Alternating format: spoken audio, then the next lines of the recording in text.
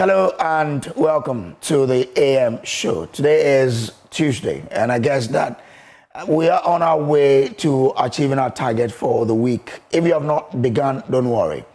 Yesterday, I met a young man who was so depressed. But this is a young man who is doing so well for himself. I mean, a young man who is running one or two businesses, but still feels that he's been left behind. And then it struck me. And I wanted to share this with you today, that do not really compare your life to others all the time. Because in this race of life, everyone is running an individual race. So you are running your own race. You're not running this race with any other person. So if you want to measure how well you're doing, I guess that it's important you compare your yesterday to your today. Are you a step ahead of yesterday, or you are a step behind where you were yesterday? If that is the case, then you know the remedial steps to take to correct those ones. But do not look at the fact that your friend is way ahead of you to let you be under so much pressure, even though you're doing well for yourself. So be considerate in how you compare your life to others, because you don't know what is in the kitchen of another person. So this morning, as you go into today and go out there to make a difference, compare your life only to yourself and not to Amma or Kojo. Good morning to you and welcome. Let me run you through how today will be. We'll start off with the AM news. We'll bring you the update of what's happening around the country.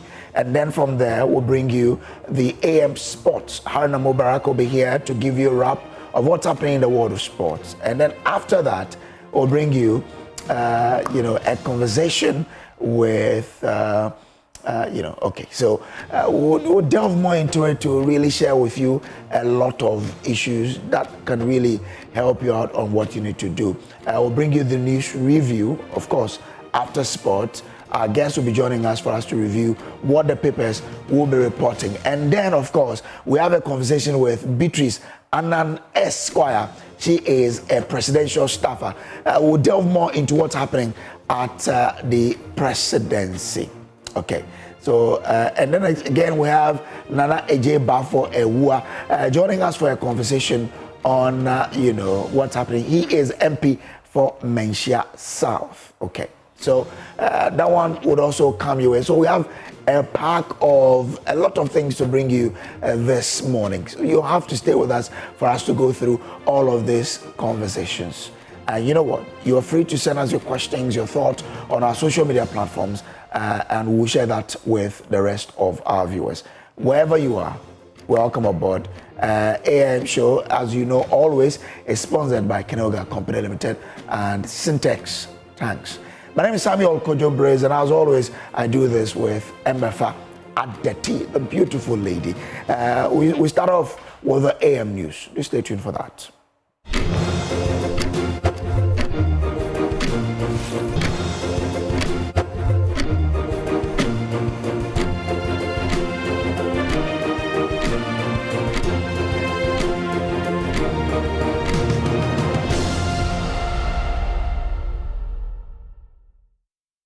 Well, let's start off the AM news with our first story, where health of Ghanaians is at risk as more than 17 traditional health facilities have been found operating without licenses.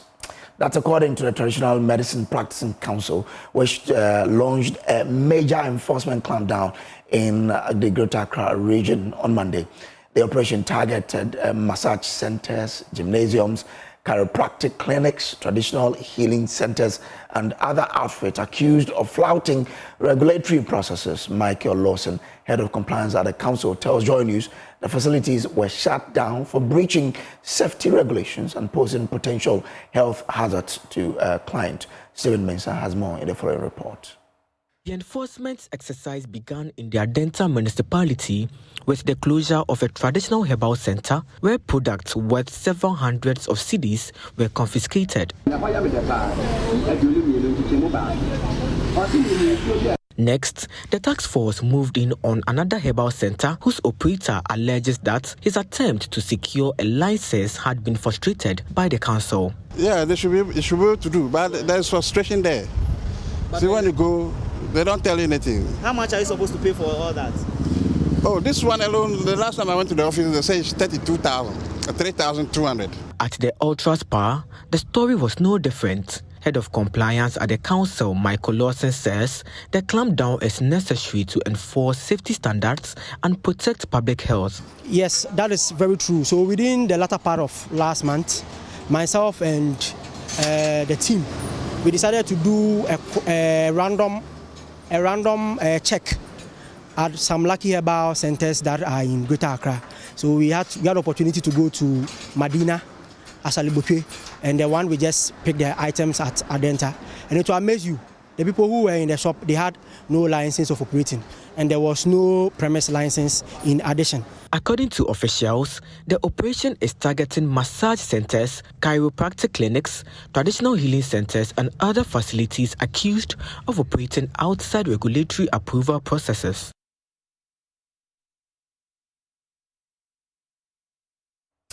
Now, President Mahama is warning that unilateral tariffs are creating confusion and unpredictability in the world economy. Speaking during a bilateral meeting with Premier of the State Council of China, Li Guang, he called for stronger alliances built on shared values, stressing that Ghana and China, together with all nations that uphold multilateral values, should draw even closer in the face of global uncertainty. We'll hear from him shortly, but first, he has expressed confidence that Ghana will, in the very near future, have its first female president. He spoke at a global leaders meeting on women in Beijing, China. Presidential Affairs correspondent Maxwell Agogba has more. Global Leaders Meeting on Women, hosted by Chinese President Xi Jinping and UN Women, has brought together world leaders on the 13th and 14th of October to renew the spirit of the 1995 Beijing Declaration and accelerate its implementation. This year's event holds special significance.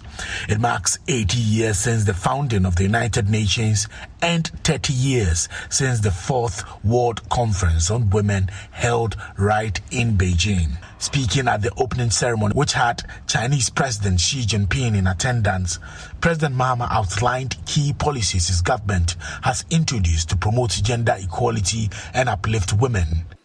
A policy that reserves 50% of microfinance and small-scale loans funding for women entrepreneurs. Nationwide distribution of sanitary pads for schoolgirls to address their menstrual health and also prevent absenteeism from school. Free tertiary education for persons with disability, especially women, and the no academic fee stress policy for first-year tertiary students. Expressing optimism about Ghana's future, President Mahama said he's confident that the nation will in the very near future see its first female president. The government of Ghana has continued to take decisive steps to mainstream gender across our national development policies. We've achieved historic milestones, including the election of Ghana's first female vice president, and the unprecedented appointment of women to leadership positions in government, the judiciary, and I am confident that in the very near future, our women will break the glass ceiling and there will be a woman president of the Republic of Ghana. He further urged African leaders to prioritize the welfare and empowerment of women, emphasizing that societies thrive when women are given equal opportunity. And I wish to use this platform to call on my colleague African leaders to focus on the welfare and empowerment of African women.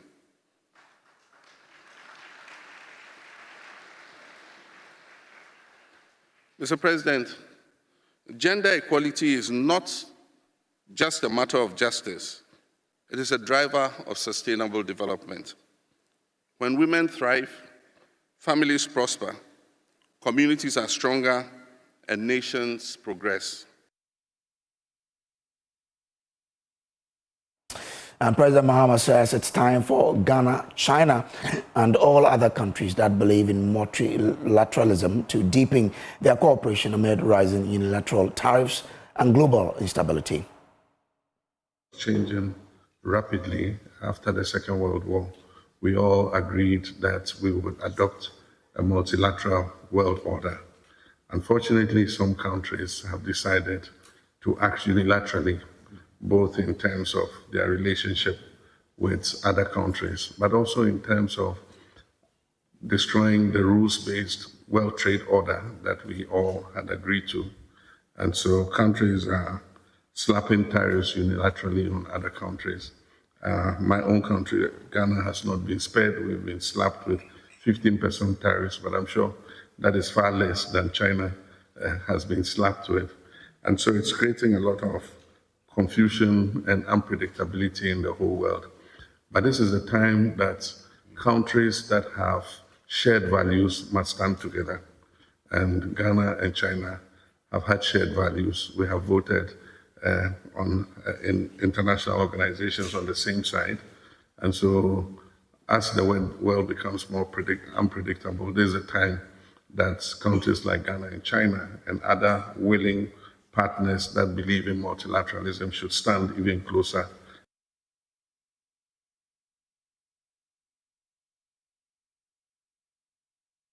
Away from that, the corporate Ghana is being urged to step up support in the fight against breast cancer as the disease continues to claim nearly 2,400 lives every year. Convener of the Pink Polo Tournament, an event aimed at raising funds to combat the disease, says stronger investment in education, screening and treatment is critical. This comes as the World Health Organization reports that more than 2.3 million new cases of breast cancer globally in 2022 alone. There's more in this report. Cancer continues to pose a serious global health threat, with the World Health Organization estimating that more than 2.3 million new cases and about 670,000 deaths were recorded globally in 2022 alone. Here in Ghana, the situation is equally alarming. Health authorities say about 5,000 new breast cancer cases were reported every year, with nearly 2,400 women losing their lives to the disease. Convener of the Pink Polo Tournament, Abnado, says the fight against breast cancer requires stronger education campaigns, particularly in rural communities where myths and stigma persist. It's really important for everyone to come together to support this initiative and other initiatives. It's something that's done globally, and it's really important for Ghana to be able to contribute as well. Abna Ado further stressed the need for increased private sector support to make screening more accessible and affordable for women nationwide. So we raise money in order to donate to different initiatives so that people who are experiencing breast cancer don't have to experience it anymore, and we can actually help to prevent breast cancer if we find it early. So one of the big things in Ghana is that people get diagnosed really, really late, and so if we find it earlier, there's a really, really high chance of survival. So if we spread awareness, then we'll be able to eliminate the disease. South African High Commissioner Thando Dalamba, on his part, pledged his outfit's commitment to supporting initiatives that highlight the prevalence and dangers of breast cancer in Ghana. A South African High Commission to Ghana and the South African tourism, it shows our commitment to the issues of women. You know, the issue of breast cancer is affecting mostly women. So that's why we are supporting this event. As South African High Commission, we are so committed to the issues of women. With about 6 lives lost to breast cancer every day in Ghana, advocates insist that early detection and stronger support could make the difference between life and loss. Stephen Mensah, Joy News. Now, the question you need to be asking yourself is, have you got tested? You need to do that so you know your state. Now, moving away from that, the Central Regional Director of Education, Dr. Juliet Baffuor Awuah, has urged students to be mindful of their online behavior, warning that the misuse of social media can destroy their reputation and future opportunities. Speaking at Edinawan Senior High School during the commemoration of the International Day of the Girl Child, Dr. Awuah encouraged young people to harness the power of social media for learning, innovation, and positive impact rather than abuse. There is more in this report. This is the first of its kind that the school has been chosen to host this program. And I take this opportunity to express my profound gratitude to the Regional Directorate for such an honor. October 11 marks International Day of the Girl Child across the world. This year, the day was marked by the theme, "The Girl I Am, the Change I Lead, Girls on the Front Lines of Crisis." During an event at the Dinaman Senior High School to celebrate the day, the coordinator of advocacy and outreach at the Center for Gender Research, Advocacy and Documentation in the Central Region, Dr. Yvonne Emia Jaklo, noted that the theme is a challenge to create limitless safe spaces for the girl child. This year's theme, which is what? The girl I am, the change what? Great. Challenges us to create spaces where girls can grow, thrive, learn, and lead without fear or limitation. As we celebrate today, we must also confront one of the most pressing issues facing girls in our schools and communities today: sexual harassment and abuse. Central Regional Director of Education, Dr. Juliet Dufi-Otame, warned the gathering against the improper use of social media. The social media, it is something we cannot do away with. You know, technology is a great thing. With one phone, we can learn new skills. We can explore the world and even start a business. So before you post anything about yourself, ask these 3 questions. Will I be proud of this tomorrow? Of late, there have been some videos from some of our students. In the next 3 years, or in the next year, will you be proud that you posted this thing about you? Does this reflect your best self? Ask yourself, does it reflect my best self? And would my parents and teachers smile if they saw this? If you ask yourself these 3 questions, then anything you put on social media, you would think before you post. The head of the Department of Integrated Science Education at the University of Education, Winneba, Dr. Nelly Sechihagan, urged the girls to prioritize their education. My dear ladies and my dear gentlemen who are here to support, guard your education fiercely. Strive and make sure that education becomes your power tool.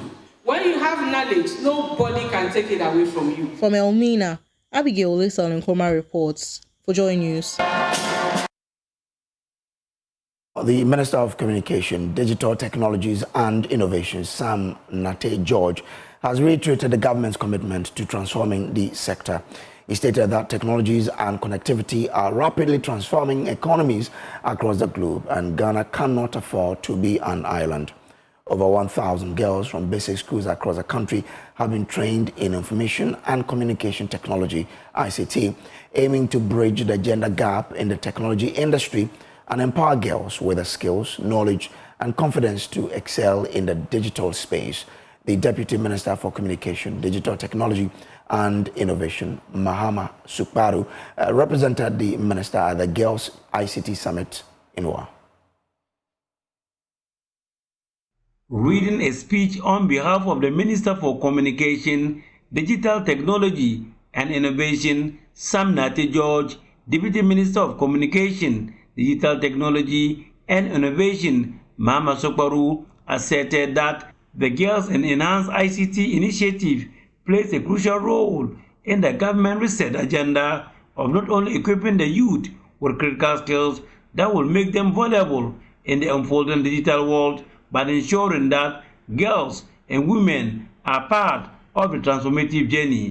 The Girls in ICT initiative provides another avenue not only to bridge the gender digital gap, but also to equip our girls and young women with basic computer skills to hip their interest in the study of STEM and encourage them to consider future careers in this lucrative sector. The ministry trains 3,000 girls and 300 ICT teachers in 3 administrative regions annually. Now, Chairperson, it is worth noting that for the past years, we have included girls with special needs in our training, which is a testimony of our resolve to achieve true inclusivity in all our programs.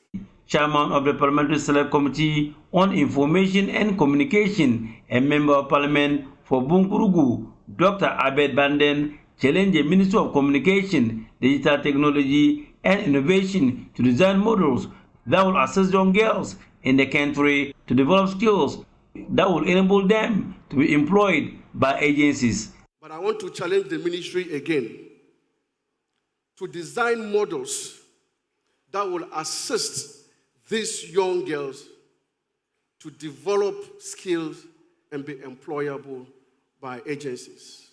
We have MTN here. They are always with us, and other telcos. I think that when they are trained and trained well, MTN will be very happy to employ these young girls.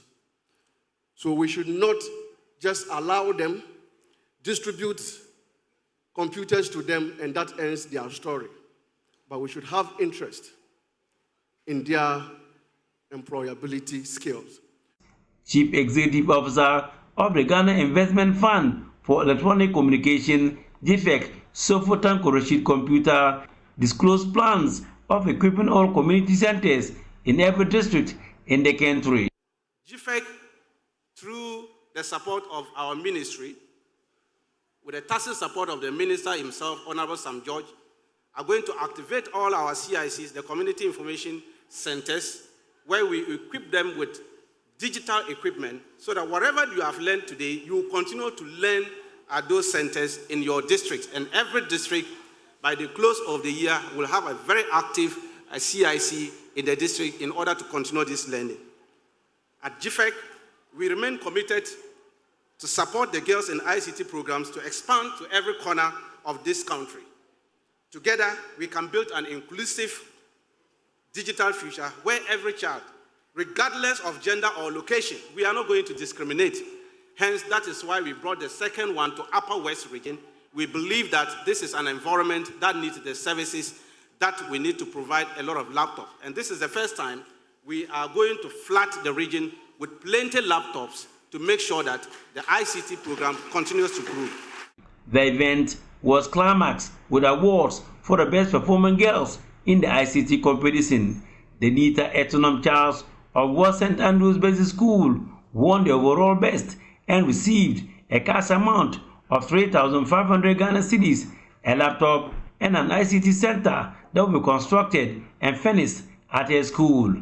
Earlier, there was a mentorship session where high-profile women who have made it in their educational career engage the young girls to motivate and shape their lives for the future. Reporting for Joy News, Rafiq Salam. Wow. Let's start off our business update with the story from Fitch. And Fitch Ratings has cautioned that the profitability of Ghanaian banks is set to weaken considerably due to the impact of materially lower interest rates on net interest margins.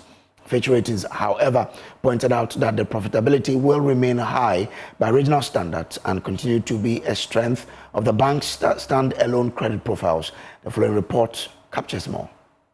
According to the UK-based firm, inflationary pressures have decreased significantly due to the Bank of Ghana's tight monetary policy stance, Ghanaian cedi appreciation, fiscal consolidation, and an improvement in food supplies. Headline inflation declined to 9.4% in September, the lowest level in 4 years, from 11.5% in August. According to Fitch Ratings, this encouraged the Bank of Ghana to cut the monetary policy rate by 350 basis points to 21.5% in September, following a 300 basis point cut in July. It expects inflation to moderate further in the near term, averaging 8% in 2026 and prompting further monetary policy rate cuts. Meanwhile, money market yields have declined significantly over the past year, with 91-day Treasury bill yields down to 10.2% in September 2025 from 25.1% in September 2024. This is due to excess liquidity and lower government cash financing needs.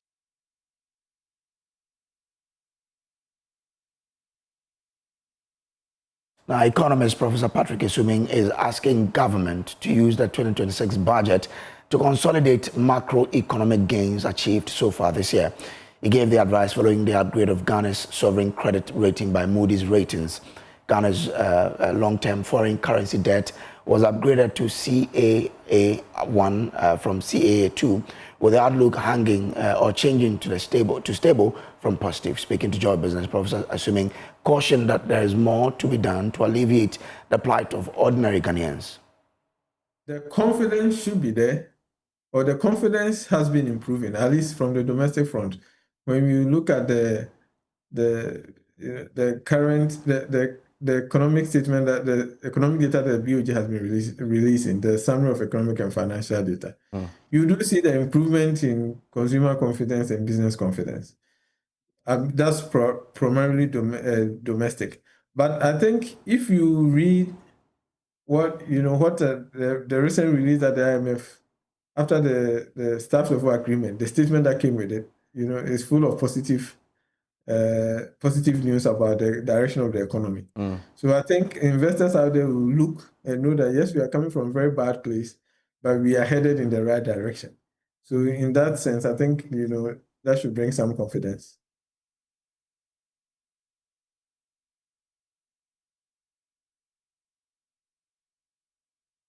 We'll wrap up the business update with what's happening on the commodities market. After that, we'll bring you AM Sports with Mubarak here to give you a wrap of what's happening on the water sports.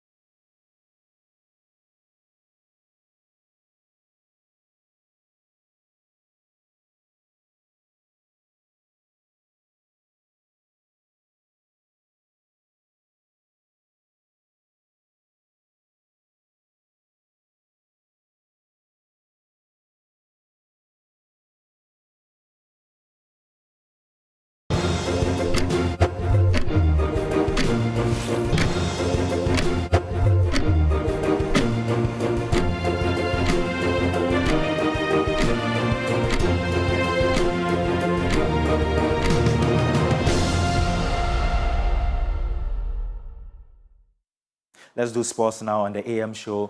My name is Haruna Mubarak, and it's been 48 hours since Ghana sealed qualification for the 2026 World Cup, and there have been conversations about the inclusion of diaspora players for the global showpiece. The qualification has renewed talks about possible call-ups for players like Edin Ketia and Callum Hudson-Odoi, who have not ruled out switching nationality. However, former GFA Communications Director Ibrahim Sani Dara says only players who have shown real commitment to Ghana should be invited. He cited Kevin Prince Boateng as an example of foreign-born Ghanaian players who did not give their best for the national team. The thing is that I was a personal advocate for Kevin Prince Boateng to play for the Black Stars. I spent a lot of my time at that time. I was working at the BBC, working with the FA to ensure that he got his nationality straight. Do you realize that he never played in the AFCON qualifiers? Even when we were to play England in a friendly match and we had an away match at DR Congo, he refused to turn up for that match, but turned up to play for the friendly against England because it was glamorous. And for that reason, I think that we must now attach some level of pride and some level of love for the country if you want to play. If someone wants to play, yes, we must get our best available players for the national team, but they must pass that commitment test. From the examples and what I saw of Kevin Prince Boateng and the commitment of some of the players that have come in from day one, I think for that sole reason, this is not a club side, this is a country. And if you want to play, yes, we want to get a good result, but we must also have pride. People one must not take us for granted. Just because you want to play for the World Cup, you choose to play for Ghana, and then afterwards you pick and choose which matches you would want to play for. That I'm not for. So any player that would come must pass first the commitment test to Ghana before we consider those players. For a lot of them, they disrespected our FA officials when they went. Some parents, they won't say this thing publicly, but they'll say a lot of nasty things about Ghana. They'll say, oh, when the player comes to your national team, there's juju. When the player does this thing, the player will get injured. When the player does this thing, you know, it's a difficulty. A lot of the parents of some of these players tell the players this, and these are some of the private conversations I've had with some of these players. And if this is the mentality they are coming into the national team, they are not coming to help us. There are exceptions.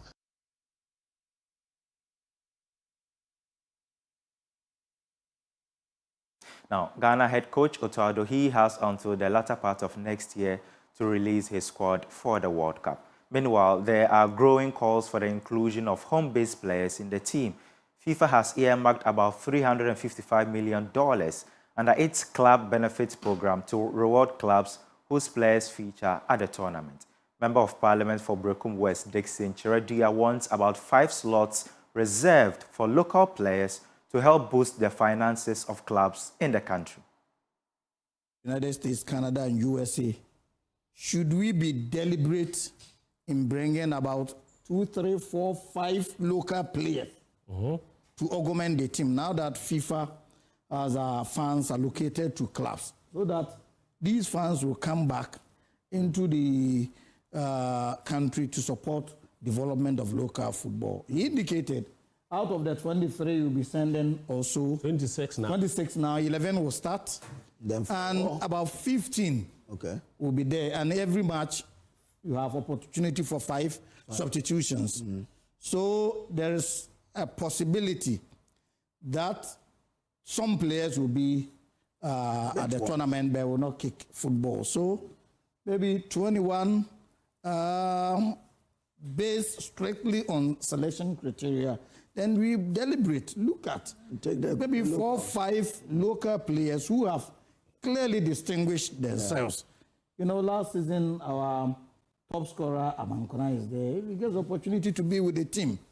It's an opportunity for him to gain experience.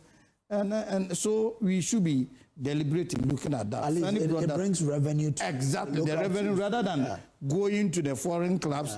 They do not need that much compared to our local clubs.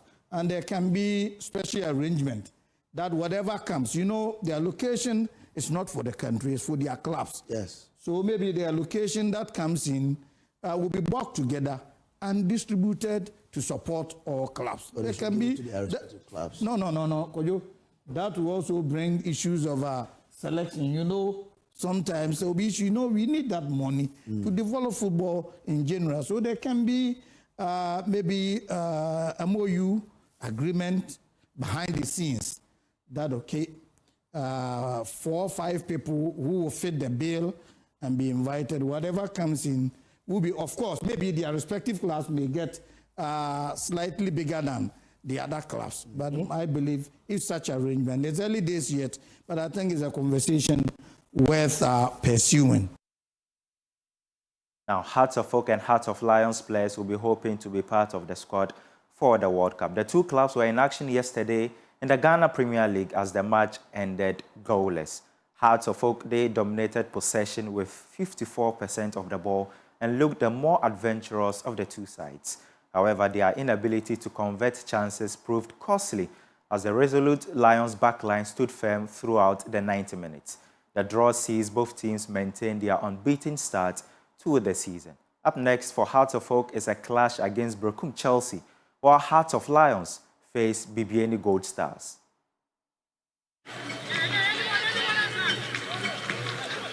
Here comes Bayfeet. SCB for Hearts of Oak. Before I go, Member of Parliament for Kole Clote and patron of the Ghana South Africa Business Chamber, Dr. Senator Ajiman Rollins, has urged corporate executives to prioritize the physical and mental well-being of their members by engaging in regular physical activities. There's more in this report. Scores of corporate executives turned up at the Rolida Sports Facility on Saturday for a full day of fitness and fun as part of activities marking the 25th anniversary of the Ghana-South Africa Business Chamber.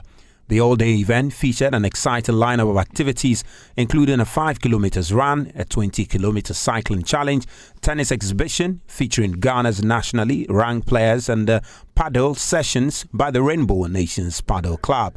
Participants also enjoyed 45-minute hit, kick, boxing and step sessions, as well as aerobics, yoga and pilot classes. Free health checks and physiotherapy consultations were available throughout the day to promote wellness among participants. President of the Chamber, Grant Weber, expressed his delight at the impressive turnout and commended members and partners for embracing the spirit of fitness and community. If we had to take a poll of the different nationalities here today, probably 25 different nationalities participating. So again, I think that true Rainbow Nation spirit, and we understand that, as Honourable said, it's not only about how much profit we make at the end of the day, but the impact, the purpose we can have, and how we can help communities around us. So for me today is just symbolic. We're lucky, we're privileged, we're fit, we're strong, we're healthy, and we have facilities and we have money to come and do this. But let's remember those that don't, and I think this is what we want to try and achieve, is to say we take this all for granted, but most don't. Member of Parliament for Korle Klottey constituency and patron for the Chamber, Dr. Zaneto Ajiman Rawlings, also joined the event and underscored the importance of regular physical activity for both physical and mental well-being. Personally, I'm very big about fitness because it helps to do a lot of things. Manage your stress levels, help with your blood pressure control, and in general, just make you a more productive person. And I think that if we can encourage as many people as possible of all ages to remain active, to remain healthy, that is how you build a healthy nation. And if you can have people in a state of wellness, it means that the burden on your healthcare system is less. As part of the event, the Chamber also made a donation of cash and other items to the Dr. Zaneto Ajiman Rawlings Foundation to support her community development initiatives.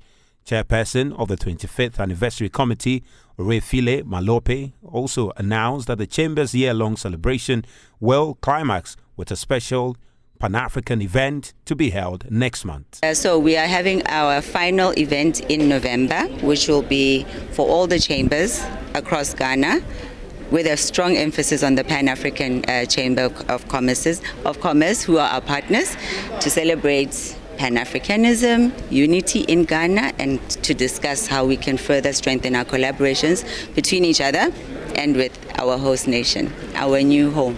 Not host nation. For Ghana-South Africa Business Chamber, this was more than just a fitness event. It was a celebration of partnership, wellness, and 25 years of impactful collaboration.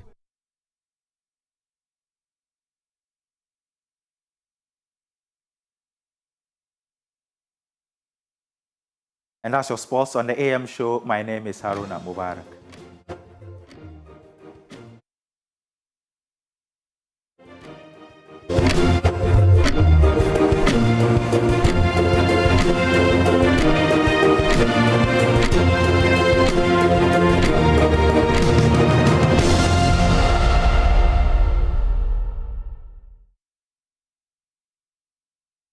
All right, so let's welcome back to the AM show. The show is sponsored by Knoga Company Limited and Syntex Tanks. Let's do more on what the papers are reporting, and there will bring you one of our biggest conversations this morning. MFRDT is ready with that one. But let's start off with the Ghanaian Times newspaper. It says, and this is big, right? Ghana to have female president soon. President Mahama predicts. Could it be MFRDT or whoever? Let's see. Maybe it could be Beatrice Annan, right?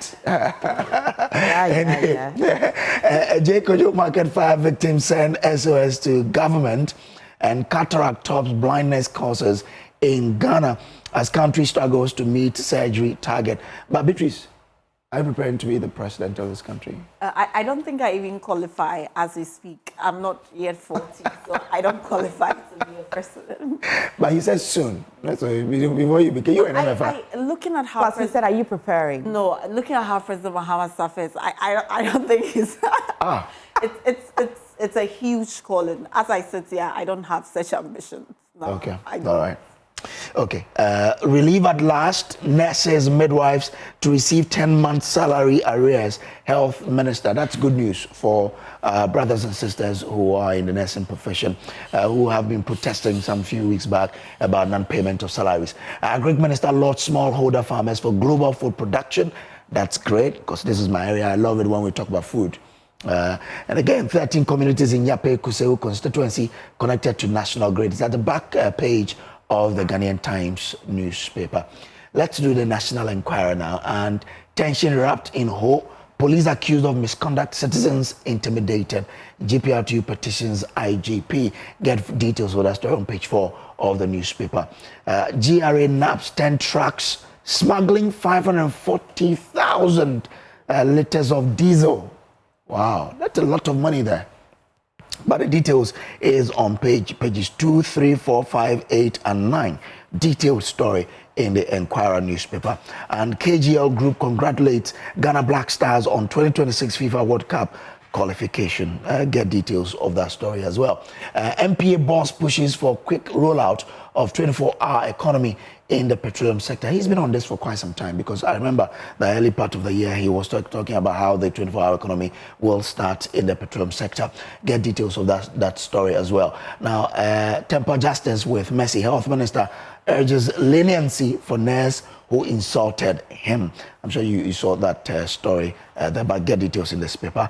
Be fruitful and serve humanity. Julius Debr's message at Bishop Fianu's 10th anniversary. That's the chief of staff there. Let's do the Daily Guide newspaper now. And Kwao Hene goes tough on galamsey operations. Details are on page 6 of that newspaper. Agona royal family drags Denchira, quote-unquote, chief to House of Chiefs. An interesting read there. It tells you how the Agona family is disagreeing with Denchira Hima on her nomination of one individual to occupy the stool that they say he does not belong to the family. But you can get details on page 3 of the newspaper. And the big story here, Osesibe Gift Yowari charged over NSA quote-unquote theft. Get details on page 3 of that paper. And KGL Group congratulates Black Stars on their qualification to US, Canada, Mexico 2026. 11 children, 4 others die in Ketekrachi boat disaster. Get details of that story on page 6 of the paper as well. Economy Times on the front page. IMF reposes strong confidence in Ghana's economy as it concludes 5th review of the $3 billion ECF. The details are there. Ghana's delegation in the US for IMF World Bank 2025 joint meetings, and also improving Ghana's economic success. Economists recommend diversification of production base amidst effective policy coordination. Let's do the inside newspaper now. And national security warns chiefs, politicians over meddling in anti-galamsey operations. So NIMOS there is warning the chiefs to stay off. VIP pushes for sustainable cocoa economy in Ghana. And Ghanaians question silence of authorities over Hassan Ayarege's threats against Igbo leader. And of course, the MPA boss demands quick implementation of 24-hour economy in downstream petroleum sector. Kumewu MP donates 150,000 cedis worth of educational support to 400 BC candidate. And NLA KGL deal, a clear case of how the driver became indispensable to the car owner, writes Razak Kojo Opoko there. Well, that's all in the papers. I'll hand over to you now for you to start. I don't want to use it, but yeah. Would you rather go on My Joy Online as well? You never know, we can have some tough stories. What is News Review without My Joy Online? Okay, of course, the CIMG online portal of the year, right? Yes. Okay, on the front page, MPP and NDC figures named in galamsey scandal. TUC calls for license revocations. So get onto my Joy Online and get details of this story. This will be interesting because if you get to know people are being named, it tells you who in the political divide is, in the galamsey that we've all been talking about. Now, Speaker election, Adwoa Safo never voted for me, Bagbin speaks, after the Katanka family paid a visit to him to announce the death of their father. Now, 343 mining rights granted, with mining creating about 1.1 million jobs in 2024. NDPC reports says, well, details of that is on my Joy Online.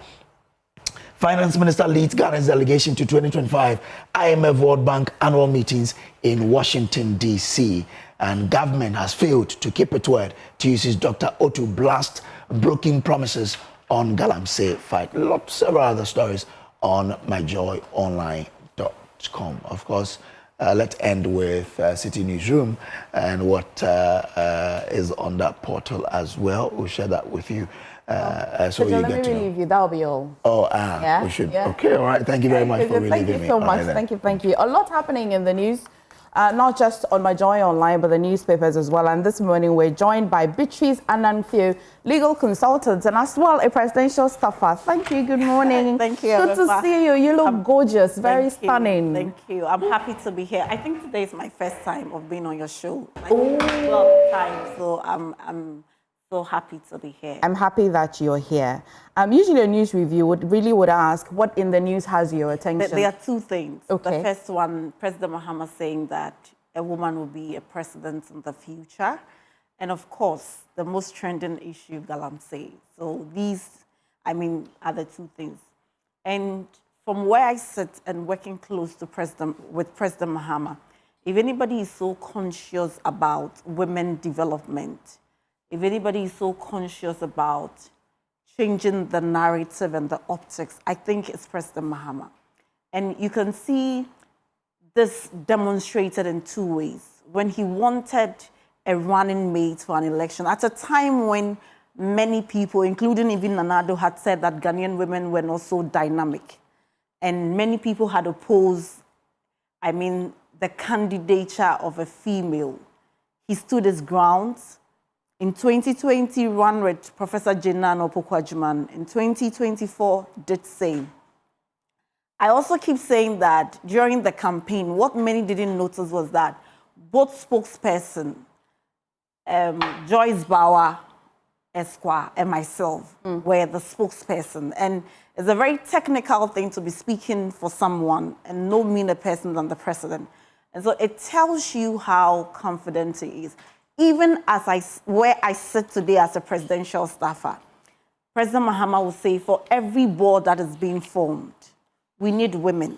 Right. Sometimes the boards have representations from different institutions. They will bring men throughout, and then he will say, can you take it back for them to bring? We need some women. So he's very conscious, not just about speaking, but acting it. And he's always quick to mention Farida because he has a daughter and knows that women face a lot of barriers. And the narratives are changing. I'm just overwhelmed with many women saying that we want to do politics, we want you to guide us, we want to do law, we want you to guide us. So it tells you that the optics matter. Right.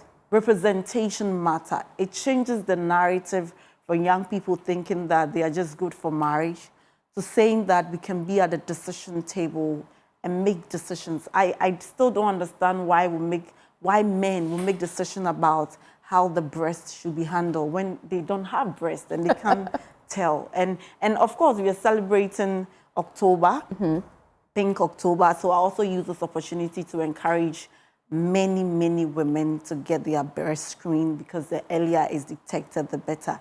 And I keep saying this, I'll say this. Don't let just any man examine your breast. Go to a certified health professional. I think our brothers are taking the opportunity of the Pink October. And electing themselves to be medical doctors. Yes, so I think that is very important. When it's detected early, we can prevent it. And that brings me to one of the great interventions of President Mahama, the Mahama Care, so that people who unfortunately have suffered from the breast cancer and other diseases can be supported with the Mahama Care. And I think that it's a great initiative we should all support. And that should be it. So we can go into the major discussion on galamsey. I know your media house has been doing a lot on galamsey, so we are happy, and I'm happy to talk about it. Well, of course, I always have a love letter for the president. I'm certain that by now he has synopsis of that letter, but we'll get into that now. I want to explain to my little nephew what it really means to be a presidential staffer. I think that over the years, I've heard that title a lot. One of the things I wanted to do, because I know that you're a legal consultant, that's very celebrated, well manufactured. But I've always wondered, when they say a presidential staffer, shall I take the meaning as it is, presidential staffer, just a staff of the president? Yes, that's what. Do we have a specific role that each and every person can play over there? So, for instance, I work directly with the secretary to the president. I'm the head of the secretariat. And so I'm the staff of the president. And you work for the president. And some people are staffers, but they are at the Minister of Communications office. Some people are staffers, but they are at the Chief of Staff office. But altogether, everybody is working for the president. So it's just like you have a presenter, a producer, they are designation, but ultimately you're all staff of multimedia. So I think that's it. There isn't anything so big about it. Well, yeah. I recall that one of the days I had an interview with Mustafa Bande, and then I thought to describe him as presidential staffer, and he said that, well, I'm not a presidential staffer. Yeah, because he had a specific designation. Okay, so maybe he would prefer that you call him by his title than that. Okay, you sit right at the center of governance. Communicating for a governing party and when you're as well in the position, which one is difficult? I don't think any is difficult. I think that the ultimate goal of communication is to bring to fore many issues that many people may not have the time to, perhaps. You see all the documents in front of me.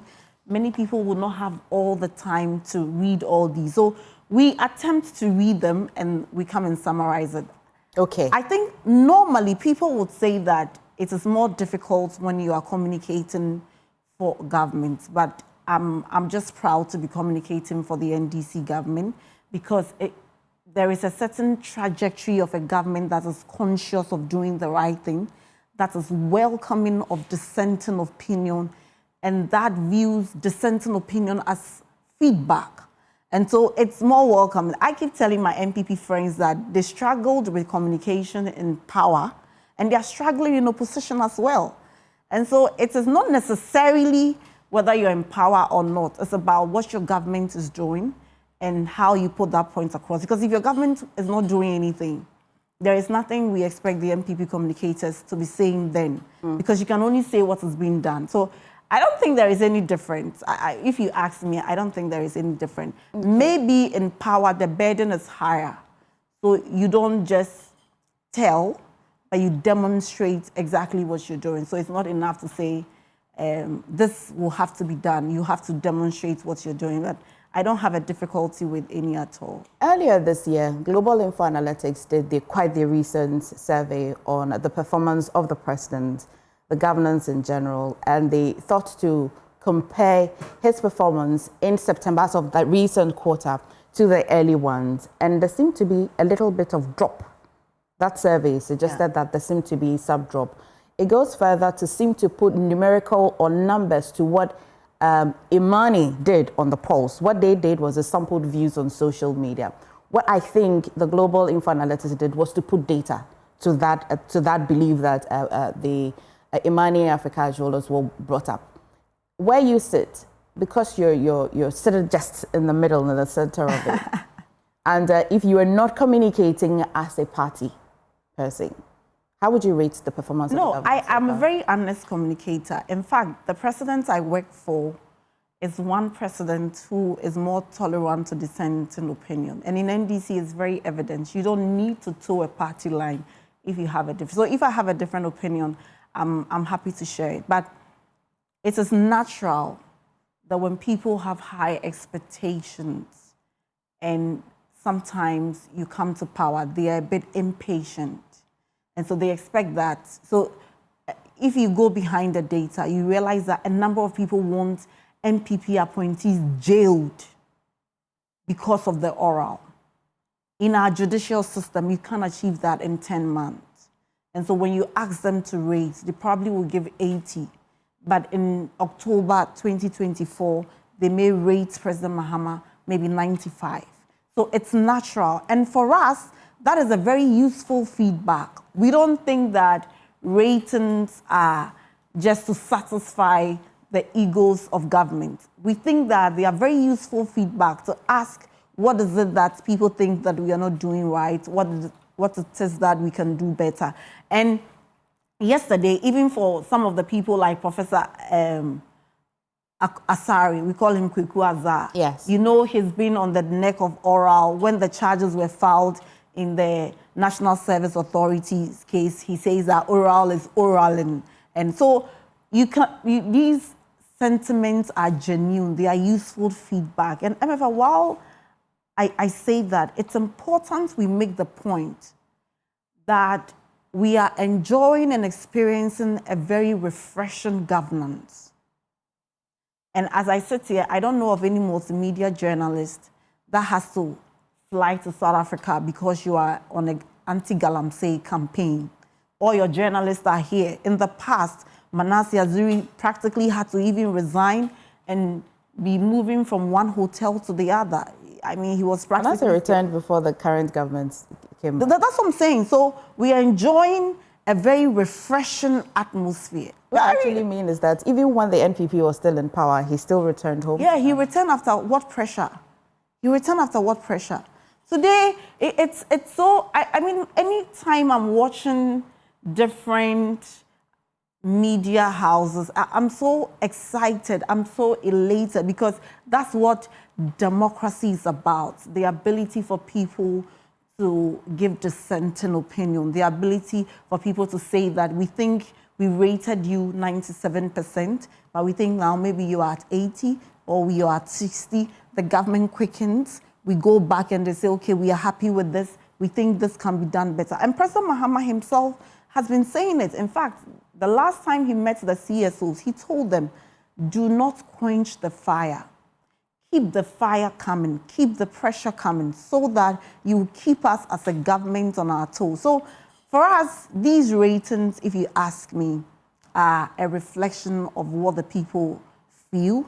And it's a very useful feedback for us in government to say that, why do they feel this way? What can we do better?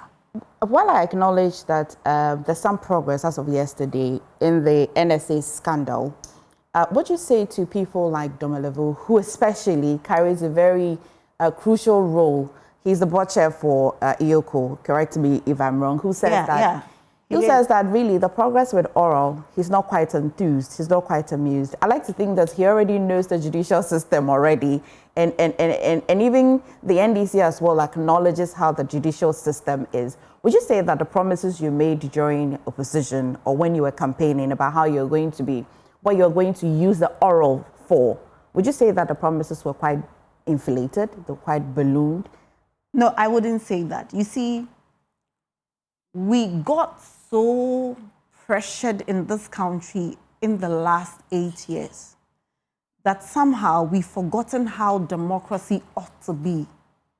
We got used to an MPP standard that says that you cannot express a dissenting opinion, or you cannot even say what you believe ought to be, because government will be offended. That is not how democracy is practiced. In very advanced jurisdiction, you have leading members of party calling government out. Why? Because both the party and government want the good for themselves. Mr. Domelevo has criticized government. He says that he doesn't even know what is happening. He thinks things are being slowed down. He has also come back to say that after engaging the Attorney General, he thinks that he understands what is happening, and even his earlier quote was misunderstood. Nobody will victimize him or sack him like he saw in the case of Professor Stephen Adey. No. I'd have thought that what he meant by his earlier quote was misunderstood was in relation to the CJ removal and the processes. No, it was in relation to the Attorney General. But the important point has to be that as a country and as a people, we ought to come to a very comfortable point where disagreement does not mean disapproval. Merely because a party member, a government appointee disagrees, because you know how cabinet meetings are held? When a policy is brought to bear, everybody's perspective is taken on board. Some people disagree. Some people say, we don't think this policy is sound enough or timely at the time you're looking at implementing them. Doesn't mean that those ministers are disapproving of government. No, it shows that in building a nation, we need to have a big heart to welcome all dissenting opinion. Yes, we know that when it comes to partisan issue, the MPP in some cases can be unreasonable. Sometimes there is really no basis to criticize. But I believe that the Ghanaian people are discerning to be able to decipher between the people who intended well and they want or they mean well for the country and people who just want to criticize for criticizing's sake. So I think that let's forget about what happened in the last 8 years. Let's forget about the kind of governance people who forget their past will not make progress. No, when I say we should forget, not that we are forgetting our past, but let's not make it look like that is the standard, that in building a nation, in building a democracy, we cannot disagree to agree. In fact, it is in our collective interest, and that is where I say that the NDC and the MPP are not the same, because you must have a political party that there is an internal disagreement on how best to build a nation, so that in making a decision, for that matter, a policy decision, you will know that I may face opposition if I don't tighten all the loose ends. Then we are building a nation. Otherwise, you know what we'll be doing?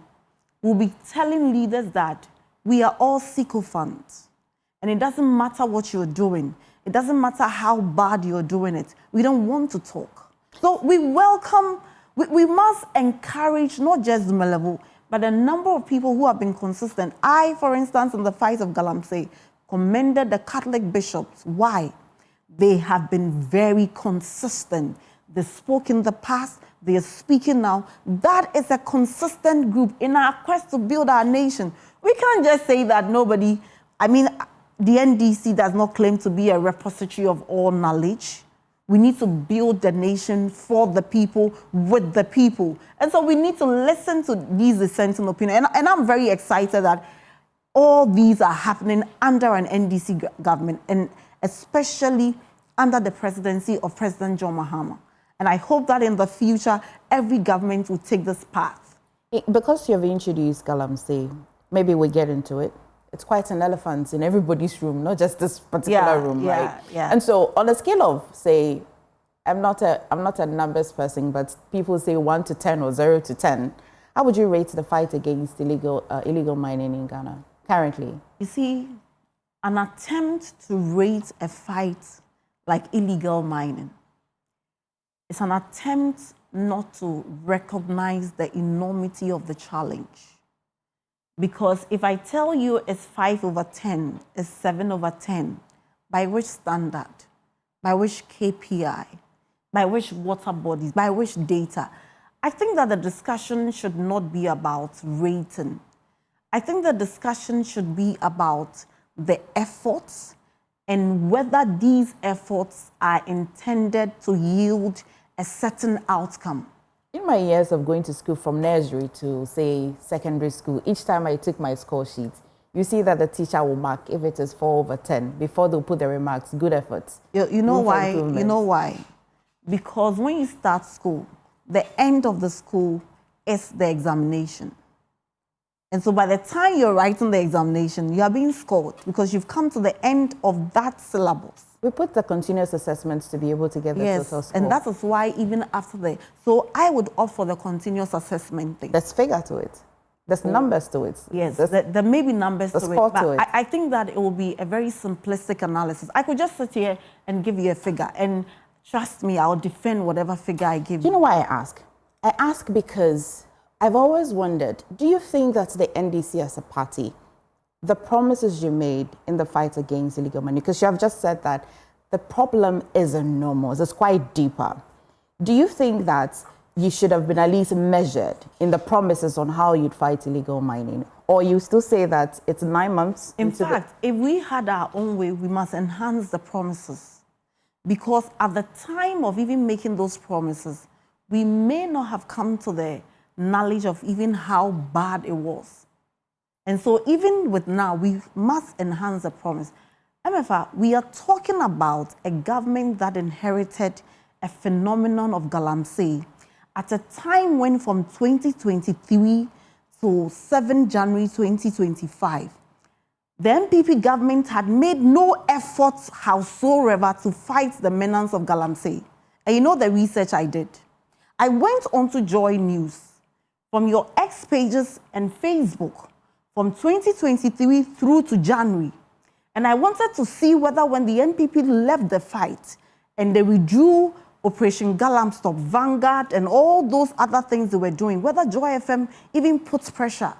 What I found were reportages, for want of a better expression, of organizations like the Catholic Bishop, the TUC, and everything. I did not see a sustained fight then. And so even the media at a point, including your own media, gave up on the government. At a time, we all said that the fight had been lost. And we made the argument that the only time we can fight galamsey is when there is a change of government. Why do we say that?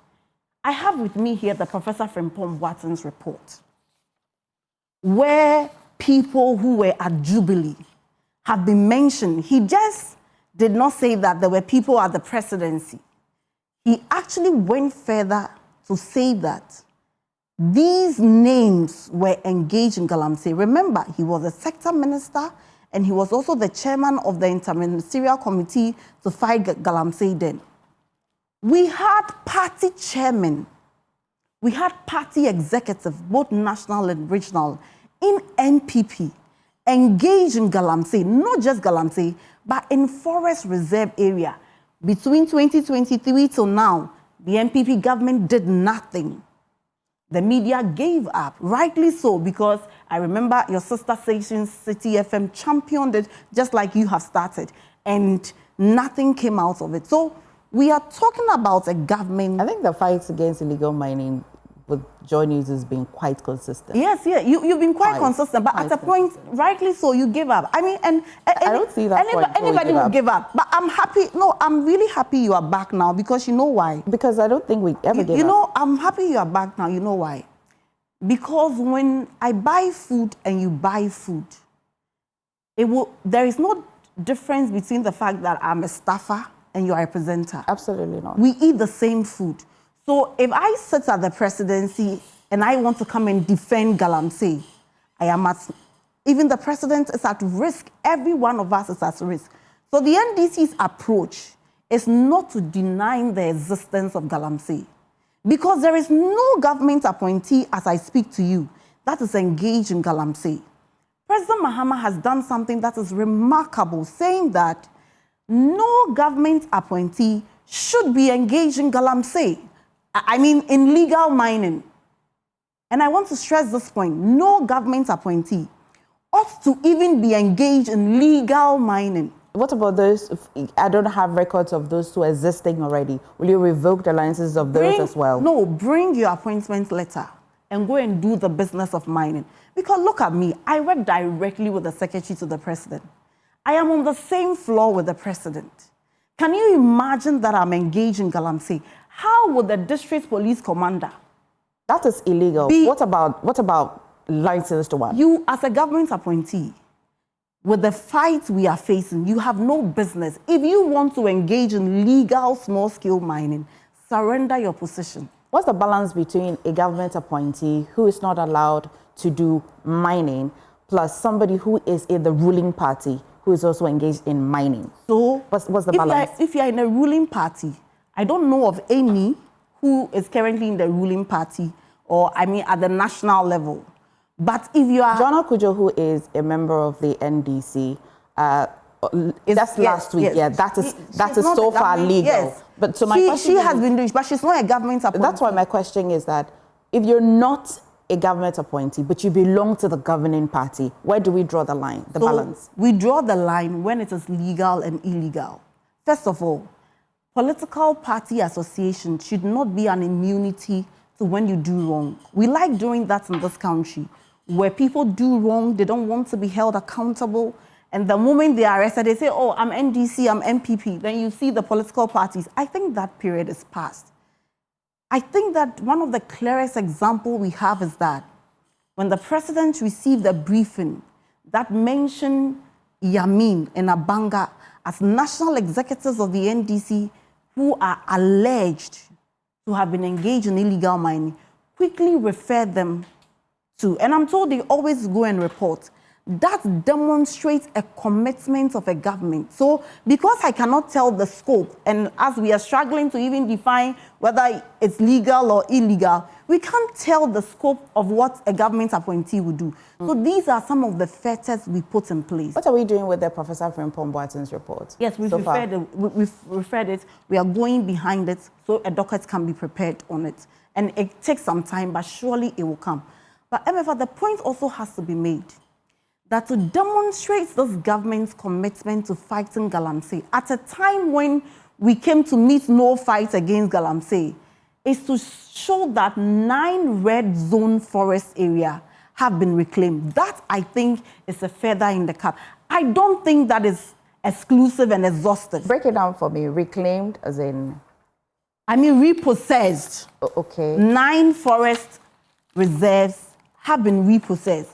The MPP gave up those forest reserves and said that they were no-go areas. And so they could not do anything about those forest reserves. And I will find them for you. The first one is Jimira and Jimira Extension, Afua Hills, Tano Anya, Offenso Shelter Best, Anyaso East, Anyaso South, Subri, Asenayo, and Desiree. I don't come from these communities. So I'm sure you'd be pardoned and forgiven. Yes. And so for these places that you have just mentioned, if anybody wanted to do a private, confirmation of it, if they went there, how would that look? No, I would currently for a repossession. How does it look? It means that currently, as we speak, there is no galamsey activity going on in these forest areas.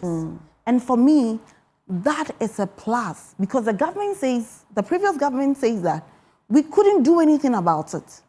And these were red zone areas. Is that what they said? Yes. They said they couldn't do anything about it. They were red zone areas. These particular areas? Yes. They were red zone areas.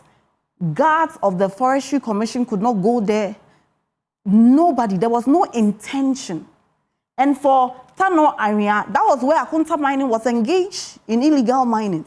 The government never went there. In fact, President Anado is on record to have cleared Akunta mining from illegal mining. So I think that when the government does 9, we ought to say that you've done 9. Maybe we want 40. And then government is encouraged. We should not deliberately fall into the MPP narrative that seeks to create the impression that nothing is being done. Something is being done. We recognize that we have to do more. And so to do more, and although we must not necessarily play the blame game, sometimes it is important to ask, how did we get here? Because if the MPP did not give up the fight, if they had ended it somewhere, it would have been a baton and they would have handed over to us. But they left the fight for a certain reason. Because MPP members, you remember Party Hiasika? Yes. Because the MPP members Hiasika... I just don't remember the context in which it was used. It was in respect of the Professor Frimpong Boateng's report when they were discussing it on how certain things should be done. In the quest of the MPP to engage in galamsey, and I say this, in fact, one of the things the MPP says is that be in opposition. You politicize the fight. But because you are in government now, you are saying we should not politicize the fight. Why? That is not the reason. At the time we were all adding our voices to the call to end galamsey, the greatest beneficiaries of the galamsey were political appointees, presidential staffers, and other people connected to the then MPP government.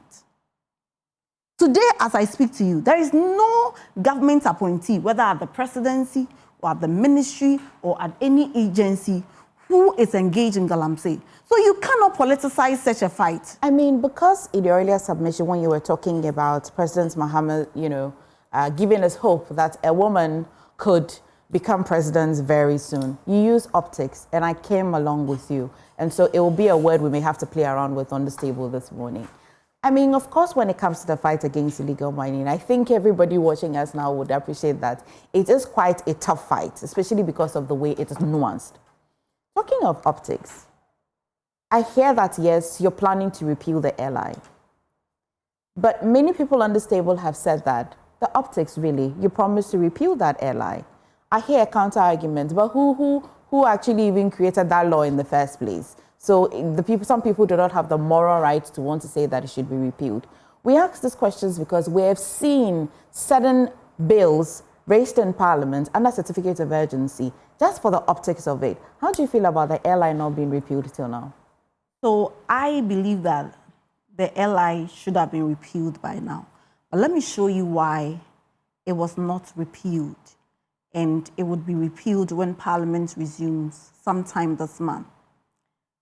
When you read Regulation 3 of the airline, Regulation 3, Sub-Regulation 1, says that a person shall not issue a license or permit to any person to undertake mining activity, including exploration activity, in the following areas.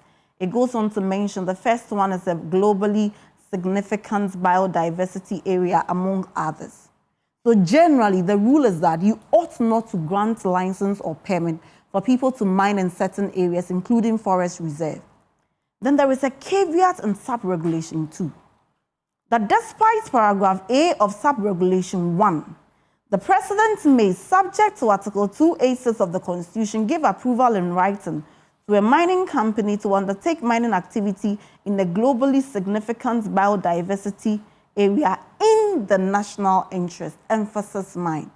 What it does is that it tells you that although you have been given the powers as a president to grant mining leases for people to mine in forest, it must only be done sparingly in the national interest. The question we should be asking was, when Nanado was granting the leases and the permits to the likes of Wuntumi, what was the national interest? So when President Mahama came, we realized that this Sub-Regulation 3 was really the problem, because that was the enabling regulation that gave people the impunity to actually go into the forest. So let's take that Regulation 3 there, because when you take the Regulation 3, we think we shouldn't have the problem. And I am the president. And I'm saying that take away my powers to be able to grant licenses or permits for people to mine in the forest. What will it be replaced with? So this was replaced, taken away, and was replaced with LI 2501.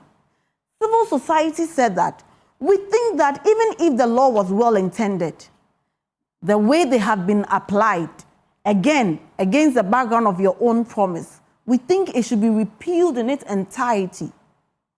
As a listening government, we felt that this was the challenge. And then they said, no, we think you should repeal it. We are back to repealing it. That is very instructive. Because I've seen many legal brains like yourself brainstorming a lot at the time when you're coming up with your campaign, I do not think that the details of this regulation was out of sight. I think that you saw it clearly and you understood it, which is why you knew that, well, you can trust the president to want to apply it very well in the interest. In fact, nearly everything in this country is supposed to be in the interest of us, with the president holding it in trust for us, right? But really, the question is, you may have looked at the details of this regulation and you definitely agree that if you took a part of it, if you made it partial or not, you still probably will get the result. But you saw it, you know, and you have been in power before. And you know the role of politics in when you make a promise. So why did you not just first thing, repeal it? That promise will be fulfilled. It's not as if that promise will not be fulfilled, but this is why. This is what Nanado was misusing and was granting licenses to people to mine in forest area. In fact, if you read the Fourth Estate report, it tells you that from June 2022, when this LI came to been, especially on the back of Regulation 3, many people started applying for licenses to mine in the forest. And while I make this point, let me also make the point that, do you know there is no law that bars the president from not appointing his children, wife, mother, and all others into any positions?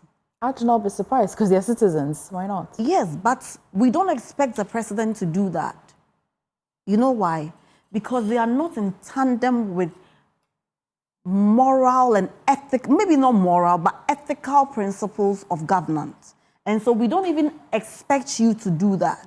And presidents all over have refrained from doing that for a specific purpose. And so merely because a law gives the president the power to do something, where that thing had the potential to degrade the environment, it is not the reasonable expectation of citizens that that will be done. So we said, okay, this was there. We didn't expect the MPP government to use it this way.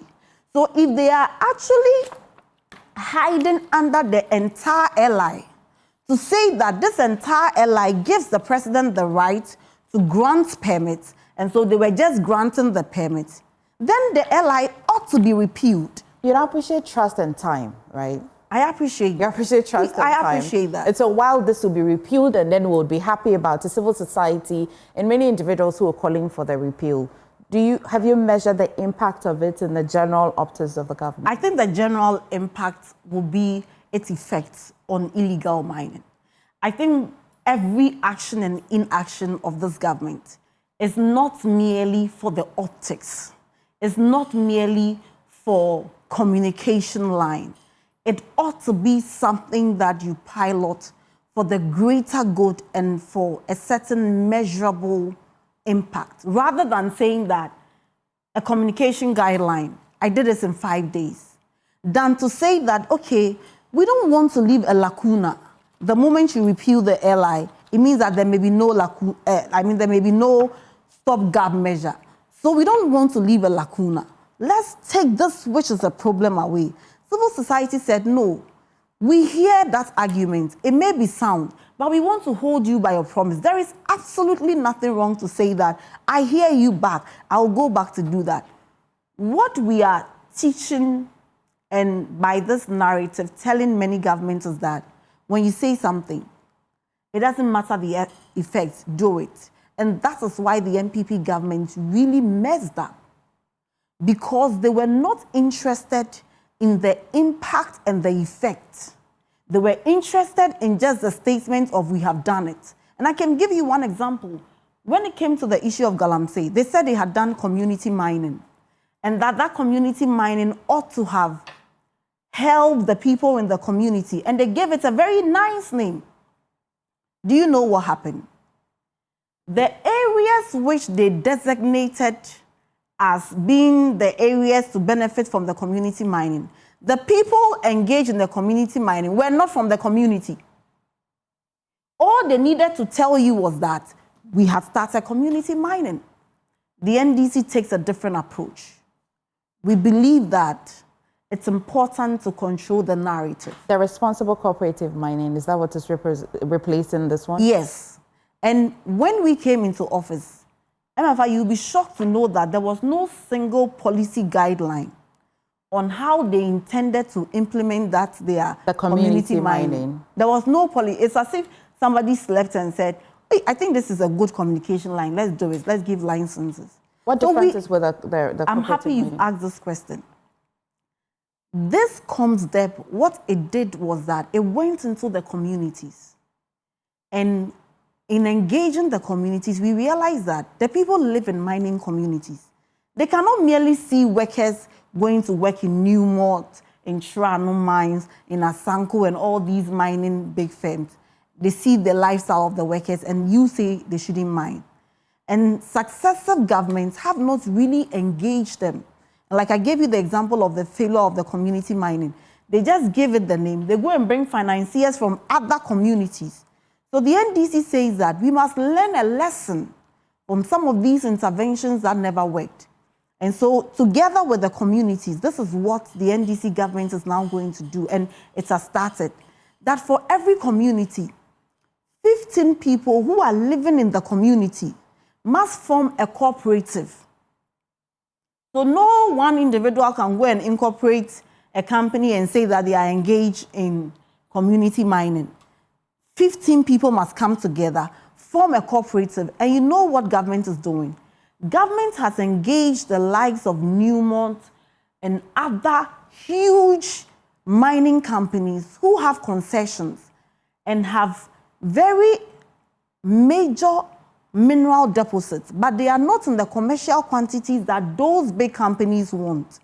And then together regulate these communities to mine in these designated mining areas under the supervision of government. This sounds all nice and cool. It is very interesting. With the policy backing it, do you not agree that implementing it will take a bit of time, and yet we still have the challenge of illegal mining happening until all these policy takes shape and form? The challenge we ought to avoid and what we ought not to encourage is to encourage government to bring stopgap measures, 3 months, 2 months, for the niceties of it, and then it fails, and then we are back to the discussion.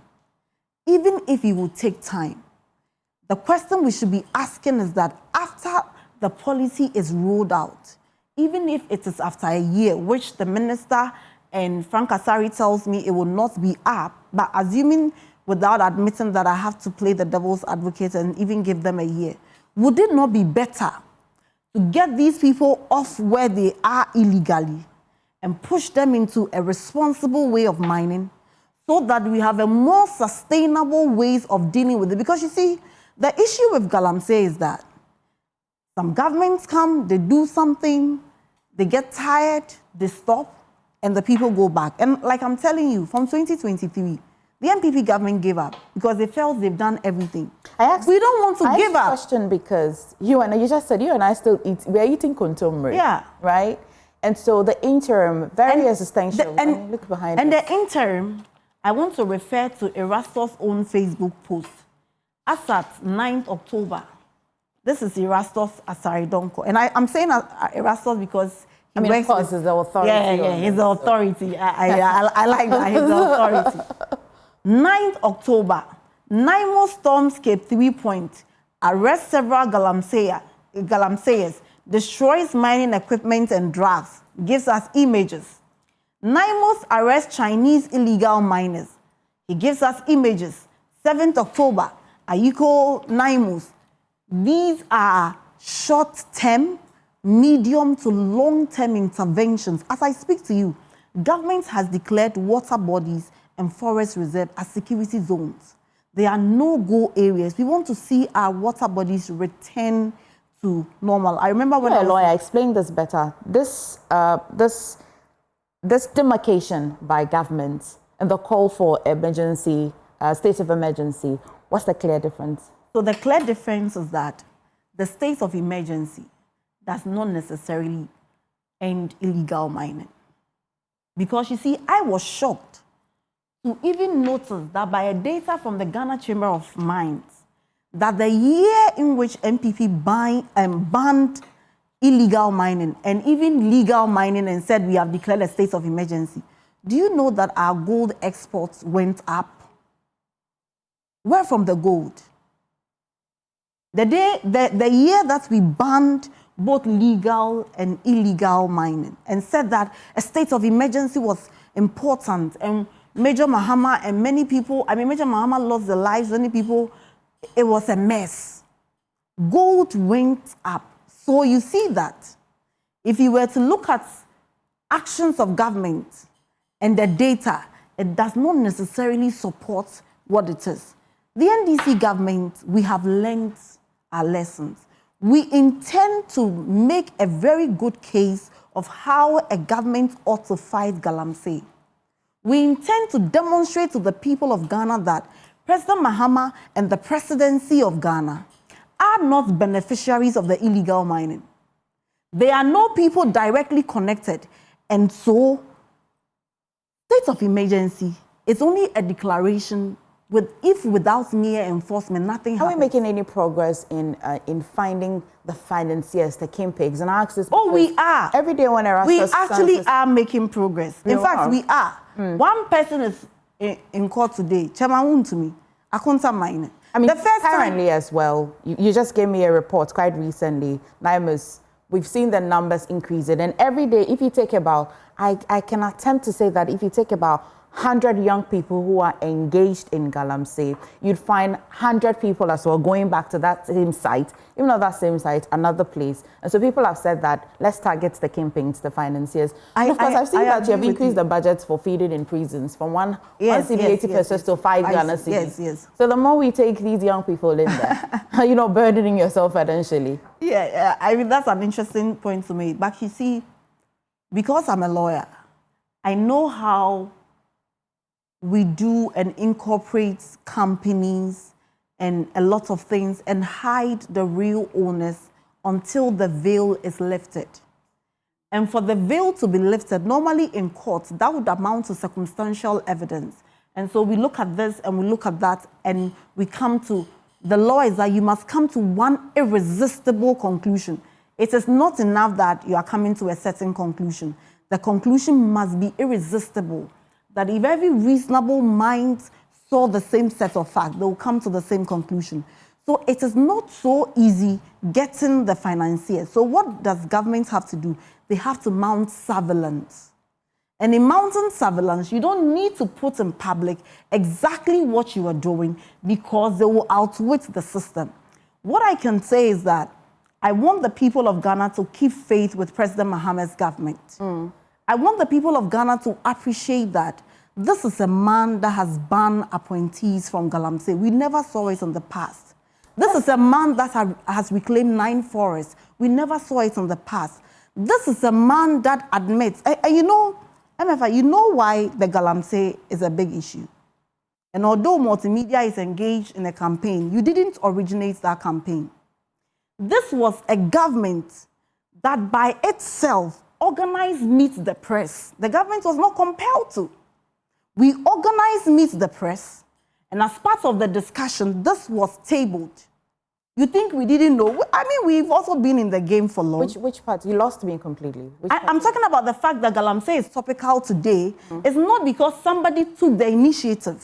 I think you should take time as well to look at the latter part of last year when No. As for that one, I agree. As for the latter part from October, we respond to what's happening. October, but I'm saying that in the last 1 month or maybe 6 weeks, this has become a topical issue because these are fallouts from the Meet the Press, and there is absolutely nothing wrong. These are very visible. You didn't have to meet the press for us to see the visible impact. Yes, but of I'm illegal saying, mining. Oh, there are a lot of issues in this country, but you are doing well by championing it. But I'm saying that these are fallouts. Some have taken galamsey, some have taken national health insurance, some have taken this. So I'm trying to tell you that this is not a government that is running away from the challenges. Let's talk about the CD.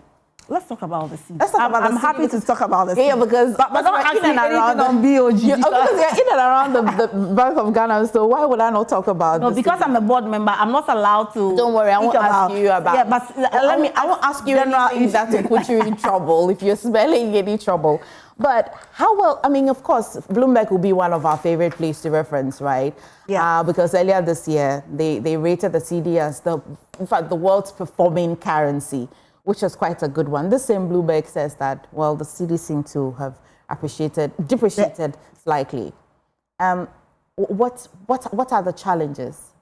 I think that in economics, if you have an economic system that is not running on what we call the fixed income, then you should be striving for what we call relative stability. And relative stability means that you don't expect the CD to be at, let's say, 12 CDs for 24 months, but we expect it to be 12 CD, maybe this week, 12.1, 12.2, 12.5. We are just hovering around that area because the forces of demand and supply actually determines the value of the CD. But we ought to also say that we need to commend this government. Sometimes I feel... You talked about demand and supply. Yes. One of the major factors would be the imports that's causing the pressure on the cedi. The imports. But from where I sit, I think that sometimes I feel we don't commend President Mahama enough, because every time there is no resting period for him. It doesn't matter. So he understands what a president So but if it was there'll be no mollycoddles. If it was that easy, many other presidents would have done it. So actually, if you understand our economic system, and that's one thing Dr. Bawumia used to say, that the fundamentals of our economic system would not ordinarily allow a government to bring a currency down. It's interesting that you're advancing this argument, but for you, you'd have other people say that it's because of what we're doing, it's because of what the government is doing. That's what I'm saying. But I'm just learning as well that it is the relative stability. It's just the nature of a currency. No, I'm saying that, I'm saying that if you look at the fundamentals of our economy, ordinarily, it should not be easy for a currency to actually appreciate against the dollar. But if you have a currency appreciating from 17 cedis to 12.1, as of yesterday when I checked, that is big. And what both the central bank and the Ministry of Finance are looking at is what we call the relative stability. Not to have one fixed exchange rate, but within the forces and the market, businesses should be able to plan. There were no interventions that existed that made the ground very fertile for the cedi to see its appreciation in the early years, in the early months of this year. Would it even matter if there were interventions? Because if there were interventions, what it would mean is that governments could have done something about it in the past and they refused to do something. I think what the NDC government appreciated was that businesses were collapsing. What do you say to people who say that what the Bank of Ghana is doing with the currency is artificial because you're pumping forex into the system? What do you say? Have you heard that argument? I've heard that argument. What do you say to them? I don't know what they mean by artificial. Because unsustainable? Maybe I should use another word. Unsustainable. You see, it is easier. It's very easy to posit economic theories. And I've been having this argument with my economic lecturers. I know. And unfortunately, my time is up. Oh, I know.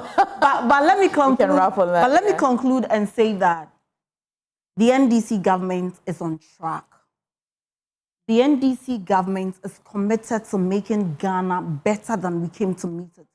The macroeconomic indicators like inflation, the exchange rate, and many others demonstrate our commitment. Put a note in your diary. We'll pick up on the cedi conversation next. I'll come back. Okay? I certainly will come back. All right. Well, thank you so much, Beatrice Annan, legal consultant. She sometimes models her way through the BOG, Bank of Ghana. She doesn't like to talk about it, but as well a presidential staffer. And I've been getting clarity to exactly what she does at the presidency. But thank you so much for making time to speak to us. I'm honored to be here. There's more on the show. Please stay.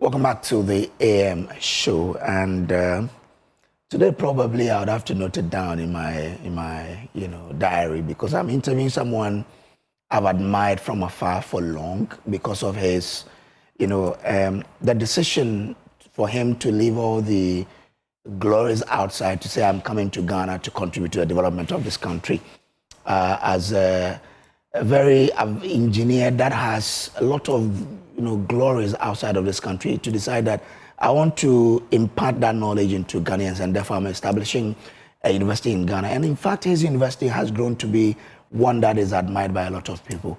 I'm talking about Professor Fred Mark Bagonlori. He's president of the Academic City University here in Ghana. Prof, good morning to you. Good morning. Thank you for having me. Prof and I, met in 2020 when we had COVID. Yes. And I was in Takrady trying to mobilize funds to buy a ventilator for the Efian Kwanta Hospital. And he was also at that time developing a ventilator at his university, and so this is beautiful that this morning we've met again on this show for the first time.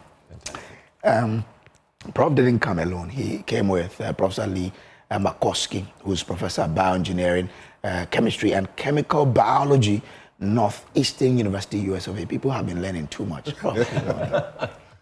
Thank you for joining us. Thank you. Well, thank you for listening to our story. We have some good things to say. Yeah, I guess so. Prof, let me start with you. Maybe I go a bit to Academic City before we delve into the issue today. How's it been really? Well, let me first thank you for Joy TV and Joy's News having been our good strategic partners. We appreciate all you do for us. But it's been good so far. You know, it's quite interesting to pick up a campus that was a construction site onto what I consider, and I think you will agree with me, almost a world-class institution. Yeah. So it's been an amazing journey. Yeah, it's beautiful. I love the architecture, really. I'll come around, so we'll talk more about it. But Prof, let's talk about the Ghana Bio Innovation Center and why that was established. Okay. So it's quite interesting you started off with the ventilator. I still get asked, where is your ventilator? And I keep saying, it's there. Okay. Right? So for us, the Bio Innovation Center is an attempt to find a home where, great bio-related ideas come home to be realized. If you look at, most of the projects that go on in our universities, the kids just work on it, get a degree, and just walk away. And some find ideas that could help us solve some of the major challenges we have in the health sector. I mean, we spend upwards of $700 million every year importing equipment and devices into this country. $700 million. And the question is, what happens to your currency when there's constant pressure on it to find foreign currency to import? What happens to employment? What happens to the tax base? So the Bio Innovation Center is an attempt to solve some of these problems, right? If only we have a place where we can incubate some of the ideas and then build products locally. I mean, during COVID, it was almost impossible to import anything into this country, right? So why can't we do it here? And there's a talent. There's our young, are enthusiastic. We have ideas. Some of us have experienced this outside, and we want it to happen here. And I don't see why not. Such a wonderful thing to be happening in Ghana. Prof. Makoski, how do you see this Bio-Innovation Center to be of help to healthcare to Ghanaians, especially in rural communities as where I was when I was trying to get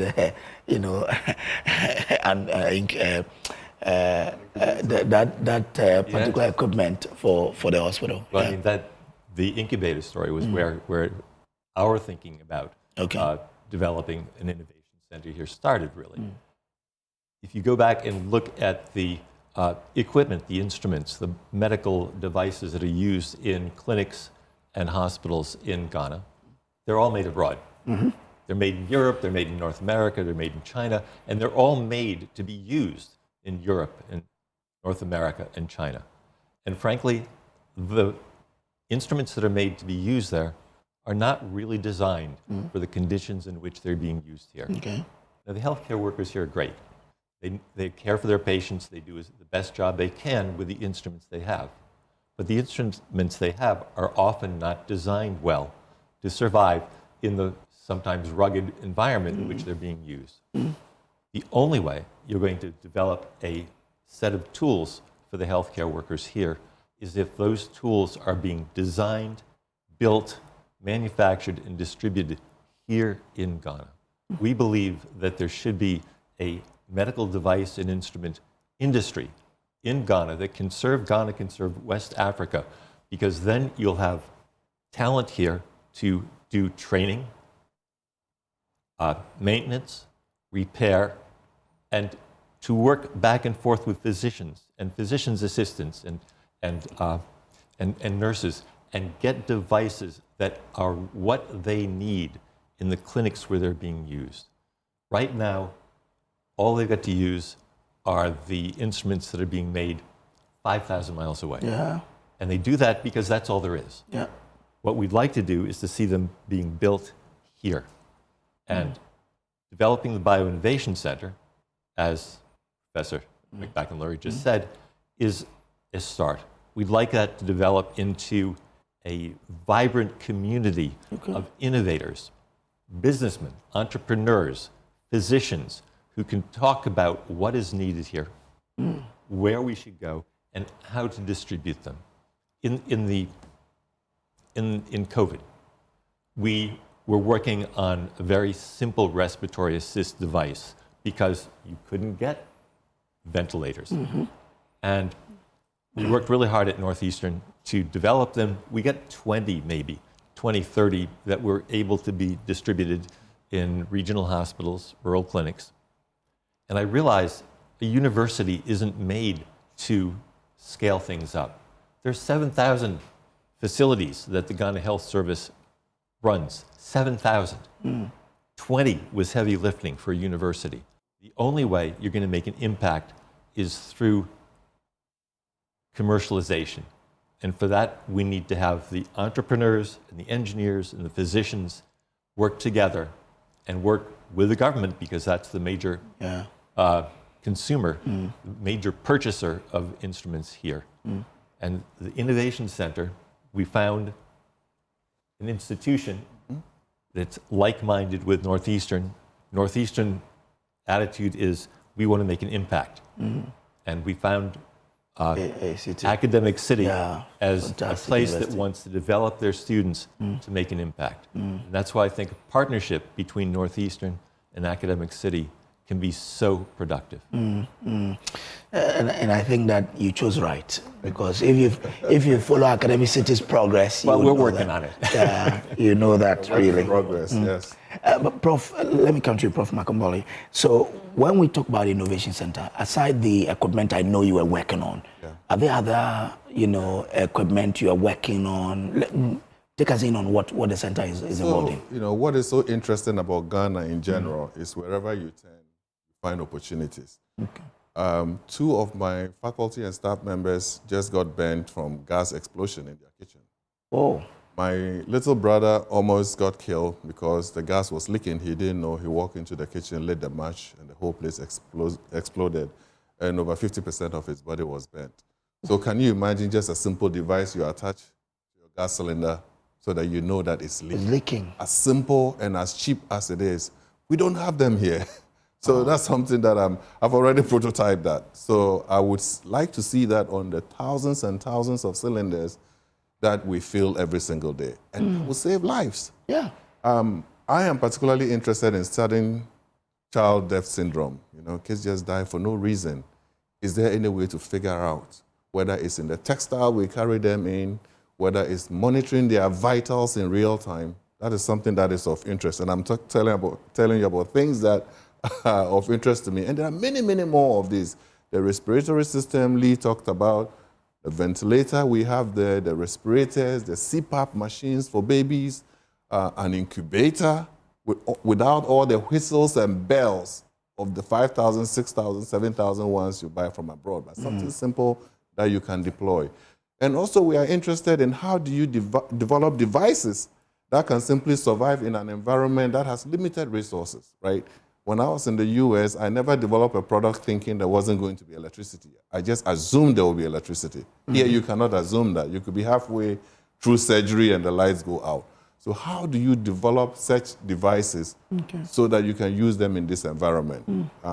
Whether they are solar-powered, whether they are cigarette lighter-powered, whether they are battery-powered. These are things we never considered when we're developing products abroad, right?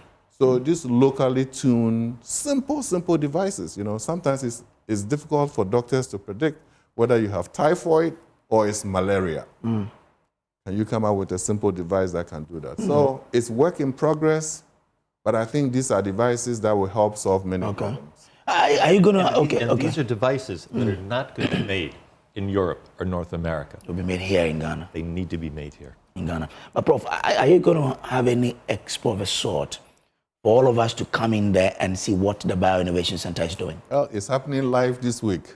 Okay. What day in this week and what time it is? Tomorrow and the day after tomorrow. Oh, it's starting tomorrow. The exhibition begins today. It's today and tomorrow. Today and tomorrow. Okay, Tuesday and Wednesday at Academic City? Yes. Yes. Okay. What time is it starting today? It's already started, I suppose. 10 o'clock. Well, our workshops start at 10 o'clock this morning. Okay. And we have workshops on rapid prototyping, on entrepreneurship, on regulatory affairs. Okay. And on the challenges faced doing medical procedures in clinics with limited resources. Okay. So it's open to everybody? Today. It's open to everyone? Yes. It's open to everyone. Tomorrow we have a number of plenary talks and a number of panel sessions where we're going to have people from different sectors that are important talking to one another. I'm going to lead one panel discussion with a physician from Corlebu and someone who's head of one of the agencies in the government, and try to put them together and talk, how do we work together to solve some of the problems, to improve the capability of healthcare workers to serve their patients. So, Prof. Makowski, for you, what does success look like in the next 3 to 5 years for the center? From my point of view, the success will come from the entrepreneurial groups that we foster in the center, hopefully to start their own companies or to work with other companies to build instruments that can be distributed to the clinics of Ghana and eventually all of West Africa. Yeah. So the success will come through the success of the groups that we train and foster and work with at the center. Okay. Prof, this is the Bioinnovation Center. If you listen to Professor Makowski, is looking at how to create linkage between entrepreneurs, innovators. How can all of us then take advantage of these opportunities at the center? Advocacy.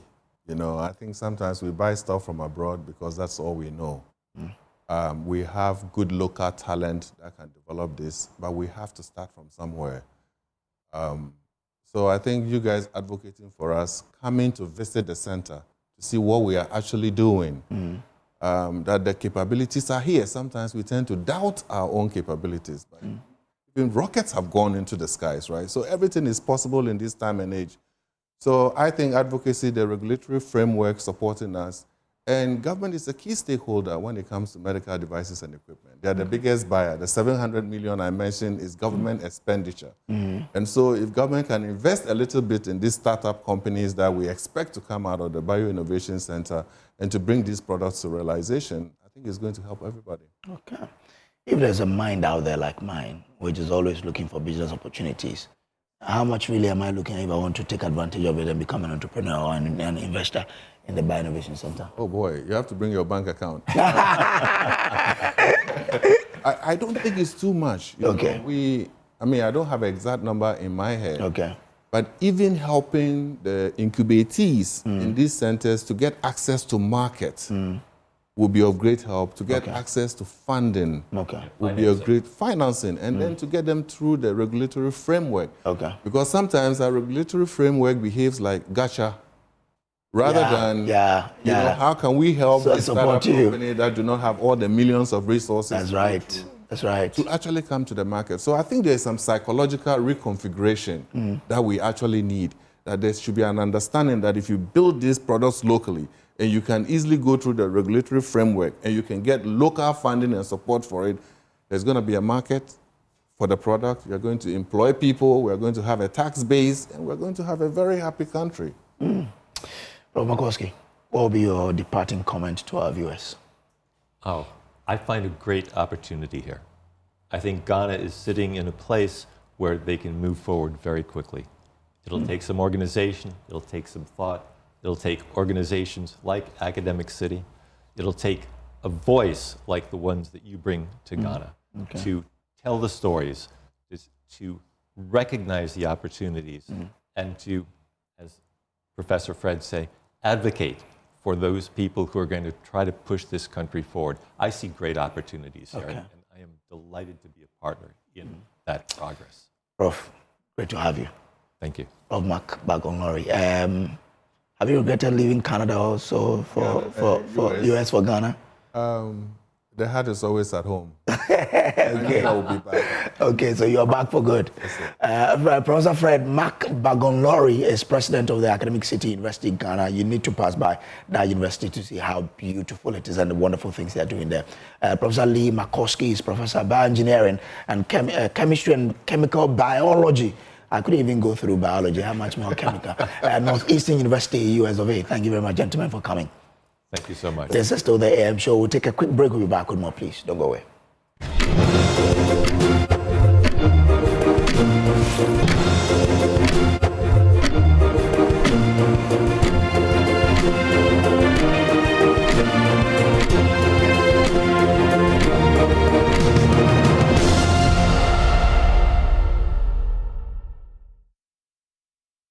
Thank you so much for staying with us all through the show. This is the AM show, and a gentle reminder that it is sponsored by Kenoga Company Limited and Sintes Tang. Now, joining us this morning is Dr. John Osei-Kwapon, and guess what? He's not here to have any debate on any policy. He's not here to tell you what it is and what is not. But today, he tells us about another milestone that he has chalked, and this will be about a book, which we're launching a little later today, and I'll tell you how you can be a part of it and how you can grab a copy. But I'm quite curious, even before you can get a copy of this book, why would anybody want to write about a president who has gone and has come back? Good morning, and thank you for joining us this morning. Good morning, and thank you for having me. It's quite refreshing to know that we're not talking about what happened in the newspapers and all of that, breaking down policies and data and all of that. How have you been? I'm doing well. Okay. Well, I mean, I saw your news file the last time, so I knew that you were back in the country. Yes. Always a pleasure to have you in the country, right? Are you excited about today's? Yes, really looking forward to it. This has been a project I've been working on since 2022. So it's really nice to see it finally come to fruition and to the point where we can now move ahead and launch it. I know that the first question everybody will ask is, why about President John Mahama? But even before we get into why you authored this book, reflections, so the book, John Mahama, Reflections on His First Presidency and the Quest for Redemption. Let's do a little exercise. Let's break it into two. First, reflection on his first presidency. Why are you curious about his first presidency? So I go back to look at what happened once he became president, not just after the unfortunate passing of President Atta Mills, but going ahead and winning the 2012 election and the immediate challenges that he faced, and then leading to 2016, where in the history of our Fourth Republic, he becomes the first sitting president not to get a second term immediately after the first. And so I wanted to reflect on just that period. And I also write using public perception data, mainly Afrobarometer data. In his case, there was only one Afrobarometer during his presidency, which was 2014. But the good thing was there were two pre-election surveys done by CDD Ghana. Okay. So it nicely complemented the AB data to at least begin that reflection on the first presidency. Which will help us now answer the question, or whether it is a question, to discuss the theme, Quest for Redemption. What would that be? So after he lost, there was speculation that he might either run again or just fully retire and just live his life, as a statesman. But by, I would say, 2018, the signs were becoming very clear that there was a good chance that he might put his hat back again into the race. Initially, because in doing the campaign in 2016, he would make statements alluding to the fact that, President Rawlings got 2 terms, Kufuor got 2 terms. I thought he was coming at it more from, it's also my turn to get 2 terms. But I was struck when he announced his run for the 2020 election, when he said, to make right the wrongs of the past. Okay. It immediately said to me, perhaps this is bigger than just everybody got 2 terms, I need a second term to complete 2 terms as well. But rather, there was something redeeming that he was looking for as he tried to run again and get re-elected as president. The other thing too was there was a particular narrative that led to his defeat in 2016, which was the general narrative in that election was, with all due respect, his government was corrupt and incompetent. And so I felt those two things drove this idea that perhaps if I get a second chance, I could, quote unquote, redeem myself. So that is the subtitle, Redemption. In the early part of the book, you mentioned that you had an opportunity to ask him a question when he first did some sort of a meeting over his book, his first coup d'etat, right? And then you asked him a question which he answered. If you look at his posture then, and at the time that you were wrapping up on this book and you had another interview session with him, what did you find was a change in that early days and then later part when you're writing this book?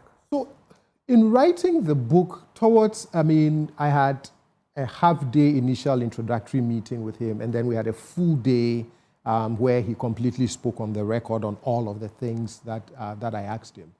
One of the things that I realized was that there was a lot of reflections on the first presidency, recognizing the things he believed he did well, but also admitting the things he realized the government could have done better or could have managed better. So you see that change between when he was at NYU at that program where I asked him about the nature of our politics and why it is becoming so polarizing, yes. And I'll give you one thing that he said. So I asked him, because this is 2022 where now Ghana has gone to the IMF, we are facing some economic pinch points. So I said, do you feel vindicated now? Again, on the back of having asked him years ago about the polarizing nature of our politics. And he says to me, no statesman rejoices at seeing his country in crisis. Oh, dear. And I found that to be very reflective as he himself talked about what he believed he did well as president, but also the major challenges and understanding why Ghanaians were upset with him in 2016. So this book, is this the second book, third book of yours? How many books have you authored so far? So this is the third book. So my first book was on former President Baffuor. So again, writing from a public perception perspective. It's one of my favorites. Yes, just what people thought about him, how they felt during his time in office. The good thing was there were 3 Afrobarometers that were done during his time. Okay. So it allowed me to construct a narrative that showed, the highs and lows of how the public felt. And ultimately you realize that he left office with the public feeling very good about him, the country, and the government's It's a good read. You should get notes from the public square, what Ghanaians said and how they felt during Kufuor's presidency. This one. And then this was 30 years of democracy in Ghana. Yeah. Yes. So again, this just looked at 9 rounds of the Afrobarometer data, putting it all together. 9 good rounds. Yes, and saying what have Ghanaians been saying about institutions, political parties. Did anything in this book find expression in this book? So some of the data would find its way here because I still needed some of that perception data to construct the narrative around, for example, his search for redemption and how Ghanaians were feeling, for example, in 2020. So you see some of that data. What personal lesson have you picked up in writing this particular book? Because this one is quite different from all of this one. Yes. There's a past, there's an in-between, there's a present, there's some forward thinking as well. Yes. What have you been learning from this book? So in the John Mahama book, the key thing I walk away from is a fear of what happens if the search for redemption doesn't happen. Because in my mind, I look at the redemption in one of 2 ways. His 2024 electoral victory, does it mean the redemption has come, or is that the beginning point of the redemption, right? That something else must complement it to bring the redemption full circle. So that is why I'm very keenly following his second presidency.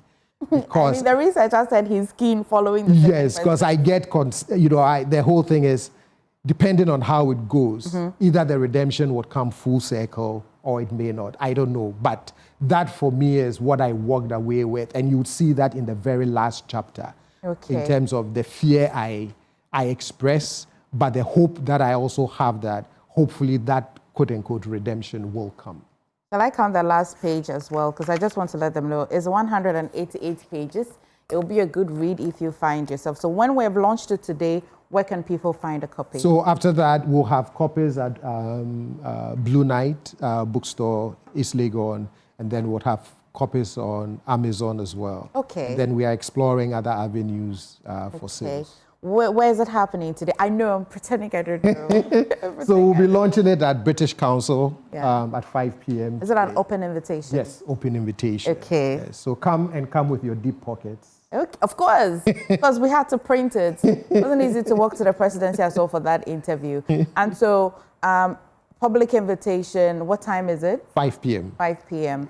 Then after today, I know that we're going up north as well. Yes, and then we'll be in Tamale on Thursday for a book reading at UDS. Okay, the book reading, what shape and form will it take? So there, I'll share excerpts from the book, and then we'll interact with the audience to get them to either pose questions, ask what it was like trying to construct the narrative and get the whole project done from beginning to end. Okay.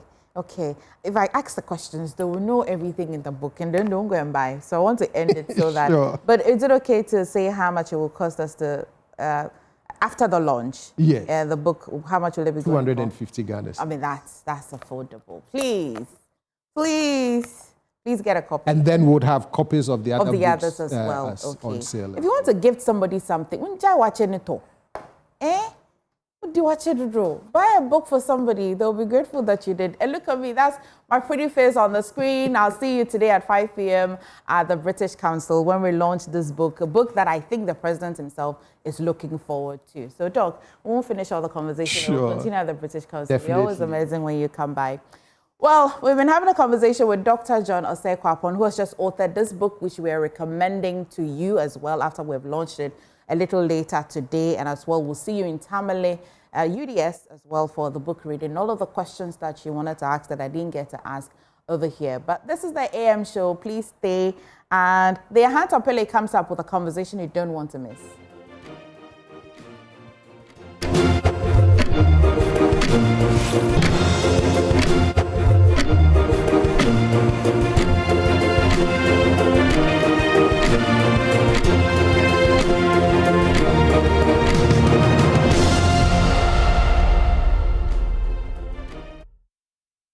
All right, welcome back to the AM show. It is sponsored by Kenoga Company Limited and also by Syntex Tanks. Now we'll bring you another conversation with Nana Ejay Baffuor Awuah, who is MP for Menchia South. And it will be across, a series of issues that we have to talk about here. But I'll start from his constituency. How has it been? Learning to be an MP. Learning to be a member of parliament. Learning because, this is the first time of being an MP. And it's just like being a father. Nobody trains to be a father.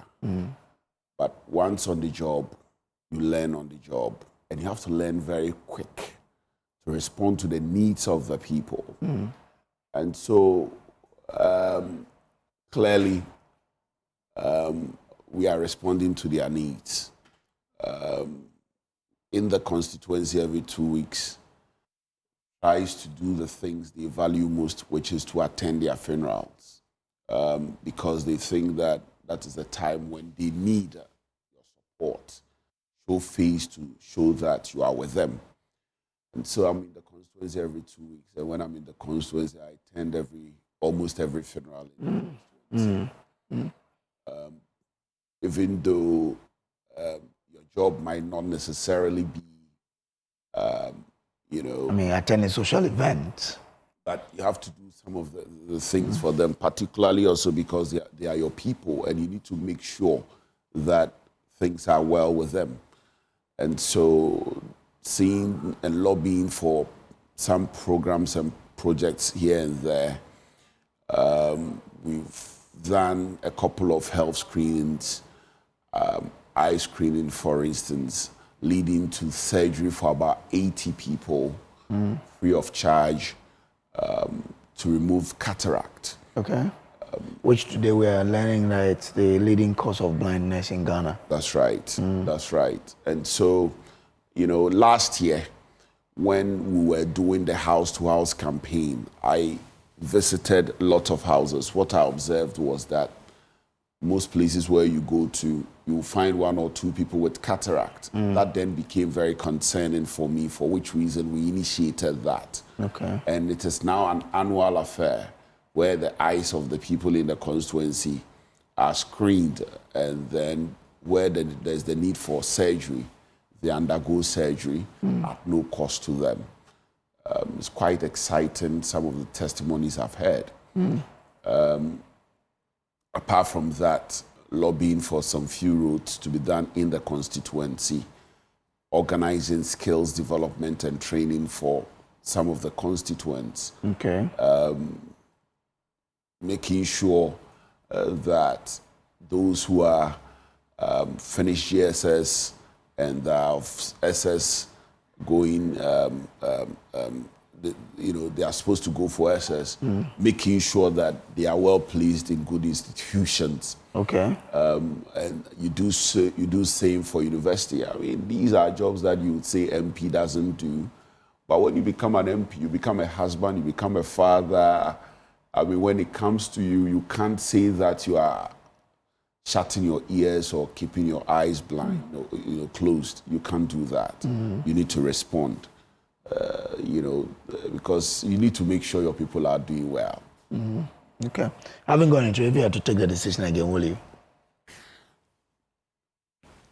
If you have not gone into it, but you are yet to take a decision after what you've seen. It's time consuming. It's resource consuming. But I call it the work of the Lord. Serving humankind is the work of the Lord. And so, of course, if that is your calling, you respond to it. Okay. Now, let's delve more now into illegal mining, because that's topical. And in the Ashanti region is one of the most hard-hit regions in the country when it comes to the devastation caused by galamsey. You've taken some time to criticize government on its fight against galamsey. What do you think government should have done that it's not doing? In my view, there is lack of candor in the manner which government has handled this.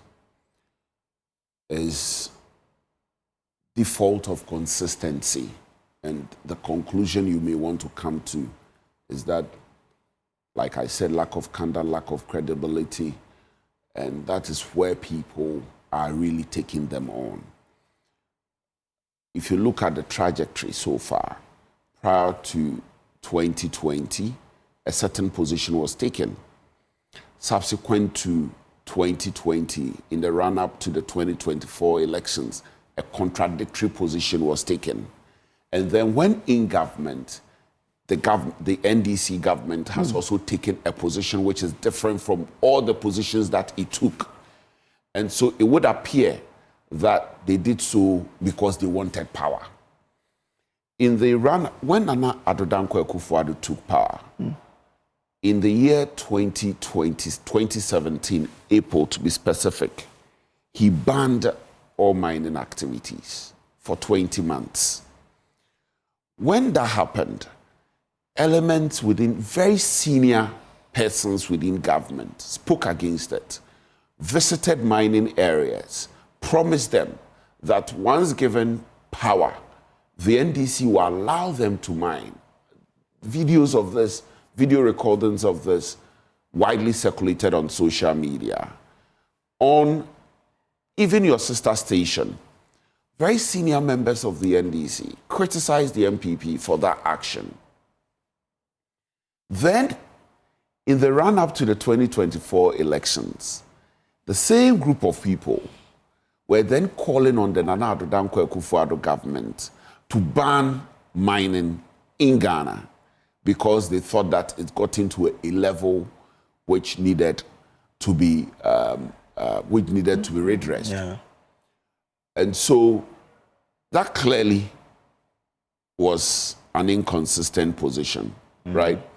But let's say that... But they say that having seen what is there, they feel that, and in the words of the president, we have too many laws to deal with galamsey, and not to say let's declare a state of emergency.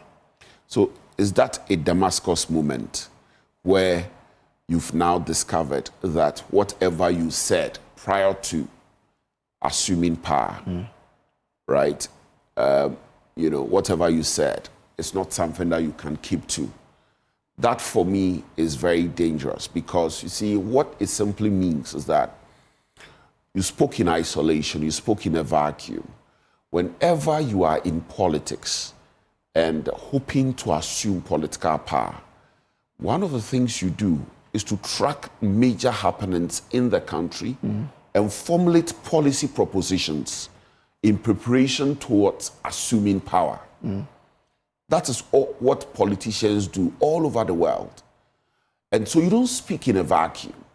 When you spoke demanding that there should be a ban on mining activities because it was damaging our forest resources, it was damaging our river bodies, it was damaging the environment, and therefore there was the real risk, the propensity to destroy our very livelihood was real.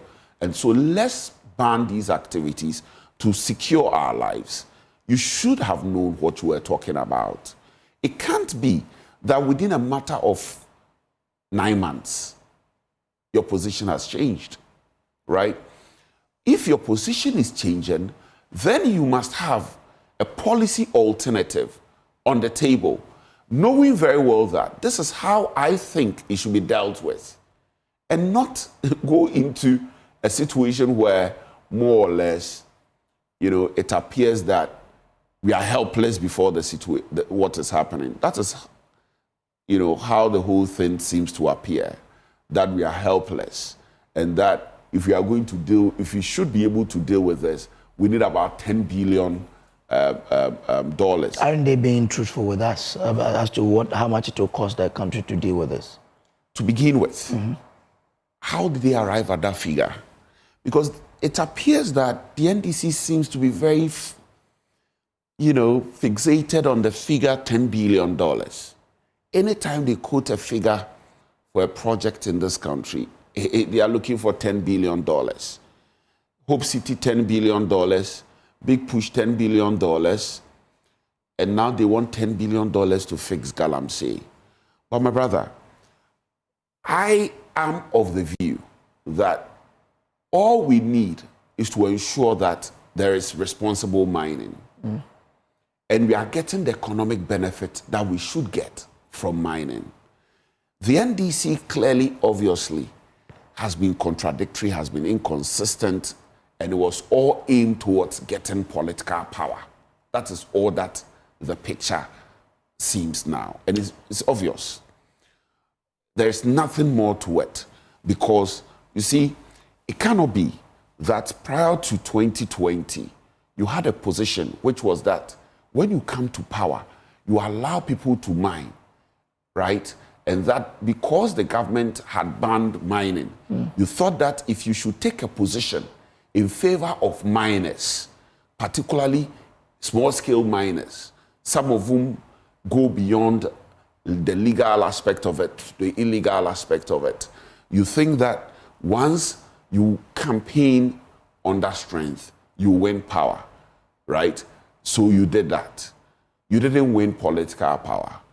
In 2024, you thought that there was a lot of pressure on the President Baffuor Dr. Bawumia government to ban mining, to declare state of emergency by civil society.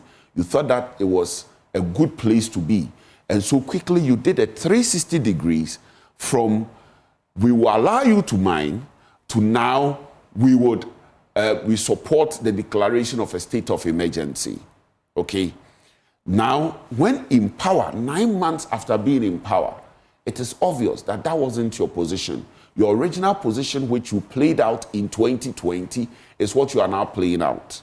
Okay? Clearly, the evidence doesn't suggest otherwise. The evidence only confirms that all you were doing was because you wanted political power. But they will also ask you that the declaration of a state of emergency is not in our social contract.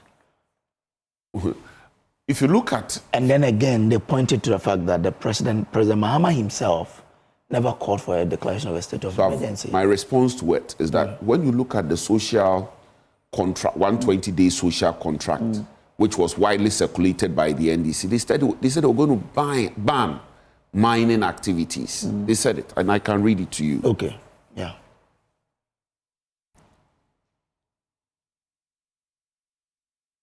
Ban illegal and new mining activities in forest reserves, right? Yeah. So they said it, okay? So that's forest reserve. That's why they went to Parliament to take that authority from the president from granting leases to people to mine in forest reserves. I'm coming. Okay. Don't worry, I'll respond to you. 2, we had senior members of the party. You see, when a party is campaigning for power, it is not just about the president who espouses his vision. His vision is also espoused by senior members of the party. Honorable Haruna Idrisu, the current Minister for Lands and Natural Resources, they all stated that there should be a state of emergency. And so if you have these people who also represent the views of the party, it is not just President Mahama. They all sit in the cabinet of President Mahama. That was their position, okay? Now, it is not enough just to pass laws. The laws must be enforced. There are so many laws in our books, right, in our statute books, right, which prohibits one action or the other. Unless you enforce them, they are meaningless. And so, yes, you may want to repeal the LI. In fact, since they've been in power, the promise to repeal the LI has become another controversy. Whether or not it will be repealed, whether or not it should be amended, there have been so many controversies over it. In fact, when you are committed to something, you do it and you do it boldly. Now they say they will repeal it. After pressure. Okay. After pressure being mounted on them. What does it mean? They have never been committed to their words. That's what it means, right? This is my view. My view is that we have to mine, but we have to mine responsibly. We need a plan as a country to pursue mining in the manner which is responsible so that we can get the economic benefit of it, be it revenue generation, be it the jobs, right? Be it the needed value being created. We need to do that. In my humble view. And they said they are doing that with the outcomes there. A while ago, Beatrice Annan was here, Esquire, your colleague lawyer, was talking about how your community mining had no plan. There was your community mining scheme had no policy document backing the implementation, but they have. So if you talk about responsible mining, they say they are doing that with the outcomes there. So the NDC was in opposition for 8 years. Yeah. 8 years. I've highlighted already the inconsistencies in terms of their views on or their positions on illegal mining. I've highlighted it. In fact, illegal mining, the evidence on record suggests that the illegal mining actually worsened from President Mahama's time. That's the evidence on record. It worsened from President Mahama's time. We spoke about it, extensively in the media space, so I may not have to repeat it. The point is that when you have been in opposition for 8 years and you have a position in respect of mining, the illegality of it or the irresponsibility of it, you must have a clear plan as to how you are going to deal with it. You don't say that you are now working with a certain institution to develop a certain plan and that the previous government's plan didn't have any direction. That, for me, shows lack of preparedness. Which institution is that? Have they said they are working? No, you said they are working with who? No, they said they are implementing outcomes that the community mining, responsible community mining that they've brought. Now, wait. Yeah. When President Mahama spoke at the state, his media press, did he mention anything like that? He's the president. He's on top of the issues. And so, clearly what they are saying is an afterthought. Oh no, this one was launched. You remember it was that launch that claimed the 8 lives we lost. Okay. Now, let's begin from here. Where we've seen the blue water guards. That's supposed to be part of their plan. My brother, even the military and the police, in dealing with this issue, what did they come we didn't see any significant change. We realized, if you recall, the military and the police, they were thrown into the front line of it. Subsequently, there were allegations of some of them protecting some of the miners, right? And so what we have done in the past seemed not to have yielded the necessary result. In fact, that wasn't the first time they were being, involved in this whole fight. That wasn't the first time. Under President Mahama, if you recall, the first term of President Mahama, some excavators were even bent, including that of our Ashanti Regional Chairman, Chairman Wuntumi, which is widely known, right? And so, in coming into this fight, when military men, when the national security system has already had a challenge in dealing with it, right? What would Blue Water Guard do? Okay, I'll let you continue from there, but you made a statement earlier that the galamsey became worse under Mahama's first term. But you can't compare that to what happened under your government. What happened under your government was more than what happened, even though you cannot isolate it. I disagree with you. Really? What I'm saying is that... Why not compare the NTUs of the river bodies we have and determine which one was better? Wait. Let's look at it from this perspective. Okay. Prior to President Mahama's first term, people were not using excavators. People were not using excavators. Excavators became the norm from that time. In fact, even when excavators were not the norm, we witnessed even Professor Mills going to some mining sites to complain and lament about how devastating the activities of miners have impacted our environment. Okay, so subsequently, post-Professor Mills, we saw what happened. We saw the escalation of the activities of illegal miners, the importation of heavy-duty equipment like excavators, the use of foreign elements, particularly the Chinese, in mining illegally in our forest belts, in our river bodies, and so on and so forth. At some point, and if you recall, that was why Nana Addo Dankwa Akufo-Addo in April 2017 thought that the intervention worthy of resolving this matter was a ban. Yeah. Because 4 months or 5 months into his office, he had noticed the outcome of the activities that he had inherited. And there was a considerable media outcry about the galamsey. So he made that move.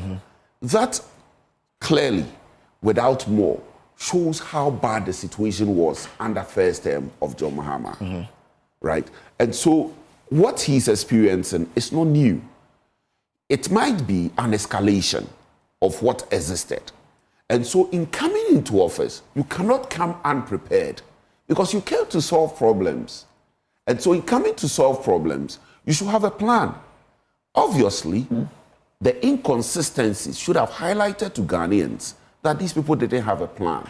They were just pandering to what was happening at the time to take advantage of it, just to get political power. It is clear. You don't come and sit here and say that, the community mining is what is going to solve it. Look. Responsible. They've added it. Responsible. Community How are you mining. going to get people to mine responsibly? In my view, it is a matter of governance. It is a matter of management of the resources. If you look at the current legal framework of our mining laws, particularly the ownership rights, even in our constitution, I think it defeats responsible mining. The strategy to the management structure of it. When you look at the constitution, a vast mineral right in the president. Yes. The president sits in Accra, right? Then the constitution further says that Parliament shall establish Minerals Commission that then will be responsible for the regulations and management of our mineral resources. A chief, notwithstanding these constitutional provision, lands are either owned by the chief, the state being public lands, or families. And so Kwadwo Brace sits in Ahanta as chief. Nana Baffuor takes a mining license from Accra, goes to Ahanta, just to show Kwadwo Brace that I've been given the license by the president who lives in Accra, right, through his Minerals Commission to come and mine on your land. The truthfulness or otherwise, the chief will have to verify. I think the time is ripe for us to get the chiefs involved. That way, they are either involved in the ownership right or the management of it. I think they said they are doing that in granting licenses now. You start from the area where you're going to mine. You can't do that unless you have revised the law. Okay.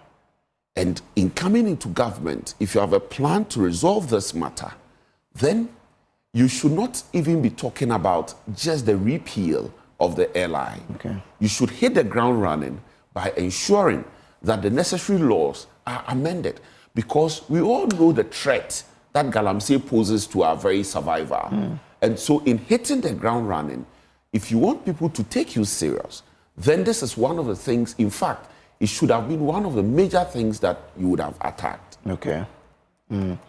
So you still feel that even though the government has established NIMOS to coordinate the fight against galamsey, has launched the Gov't to deal with how we can allow members in these various communities to mine responsibly.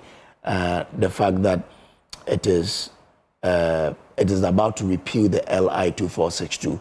You see, all of this doesn't show commitment on the part of government to deal with galamsey.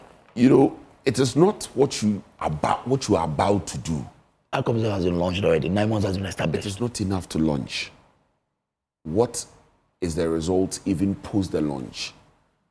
Post the launch, we are still complaining about the situation.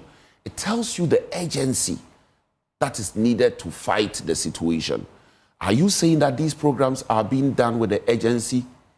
These programs are being done with the urgency required. My answer to it is no. Okay. We need a more, agent approach, a more urgent approach. Without it, when we see the turbidity levels of the water rising, when we see the water, the forest bodies being spatially dominated by poodles, then clearly you can tell that, look, people would say not much is being done.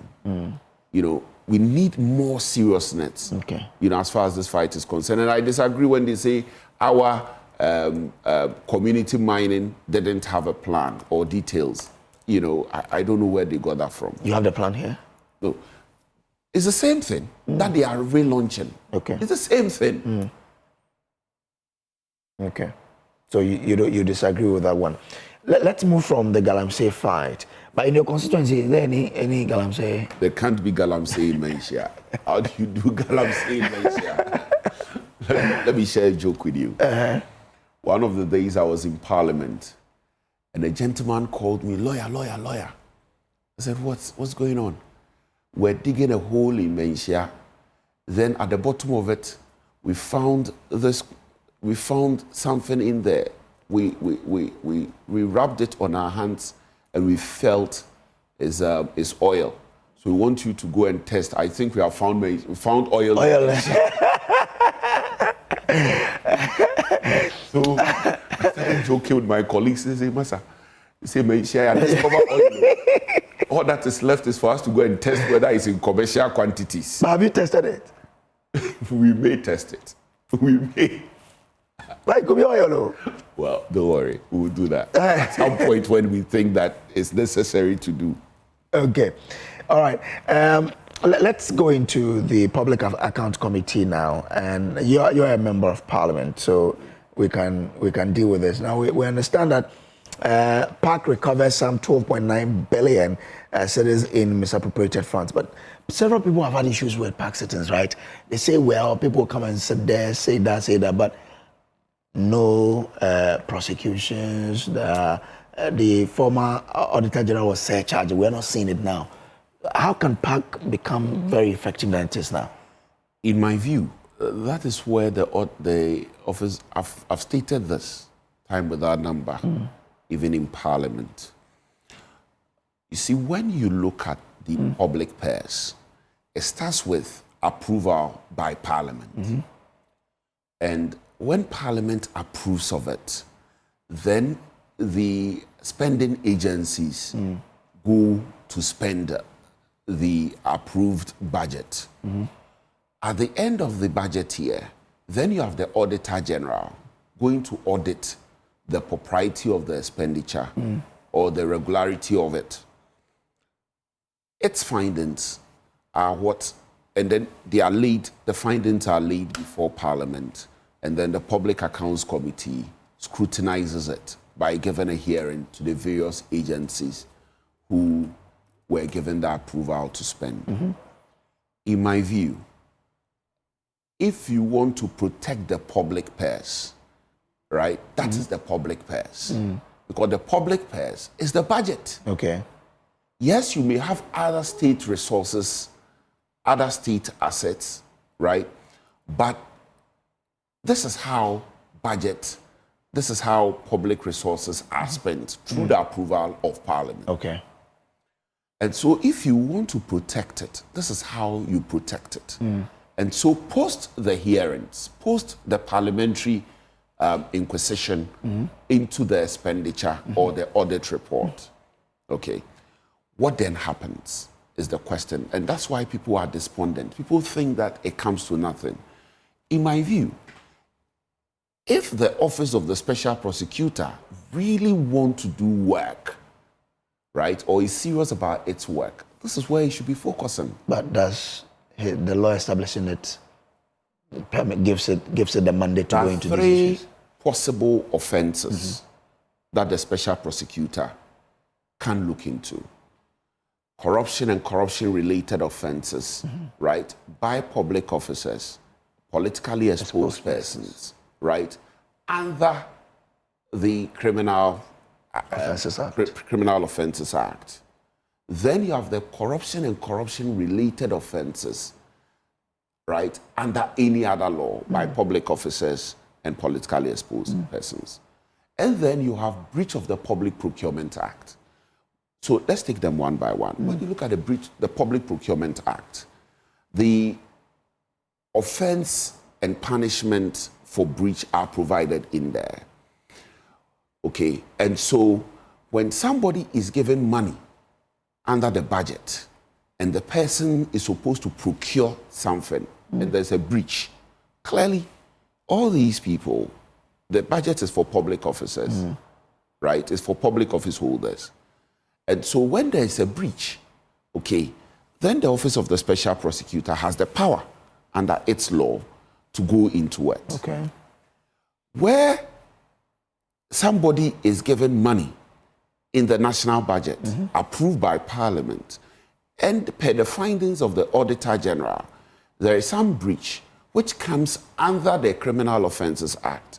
The Office of the Special Prosecutor has the power to investigate per its current mandate.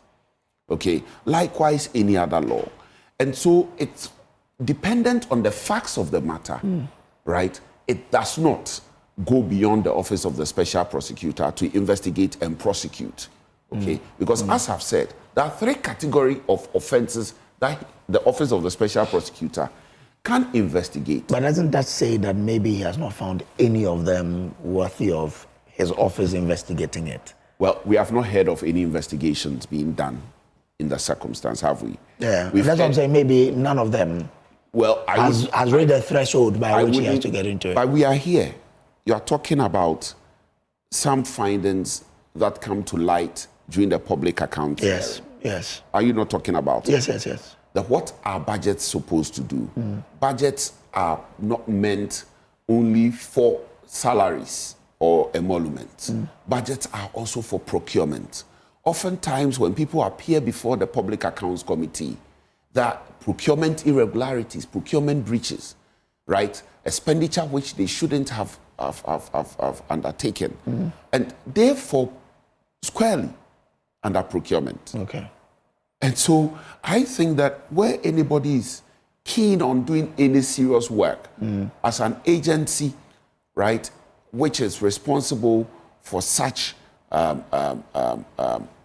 offenses, investigations, I think that clearly these are the places where you have to go. Would you want to use Parliament to remind him of his work? I've done that several times. And what has been the response from the office? Well, maybe they'll respond tomorrow, but I've done that several times. It's on public record. My position on their approach, my position on the matters that they investigate.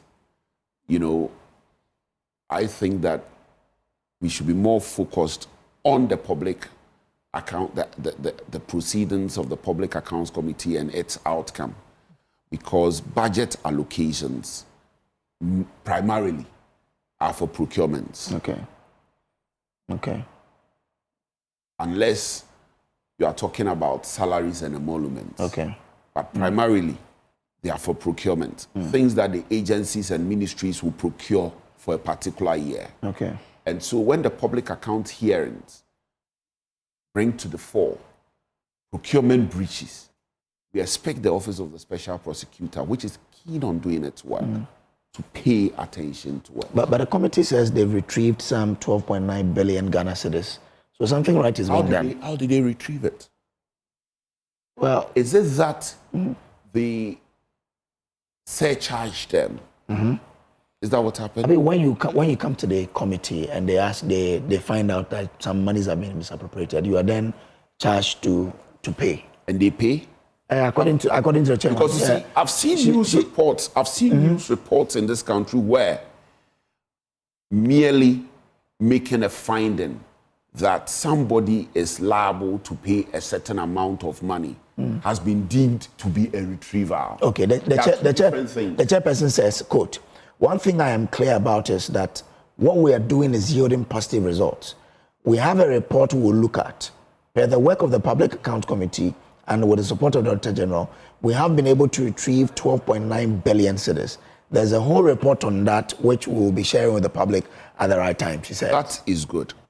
But nonetheless, you know, what you have stated notwithstanding, the Office of the Special Prosecutor, in my view, if it wants to really make meaning, give meaning to the budgetary allocation, to the investment that we have made in it, this is the place to look at, because that is the procedure by which the public purse is expended. Okay. Without budgetary approval, you can't procure anything when you are in public office. Okay. At the end of the year, you have the Auditor General auditing to ensure that you spend according to your approval. And then you also complied with the established procedure for spending, which is the Public Procurement Act. Okay. And any other processes which are provided for by law. And so if the contrary is established, those are the things that are exposed during the public accounts hearing. If that then is the case, then in my view, it's a very fertile ground for the investigations of the Office of the Special Prosecutor, and it's the proper place, proper scope, right, for the protection of the public purse. Okay, all right.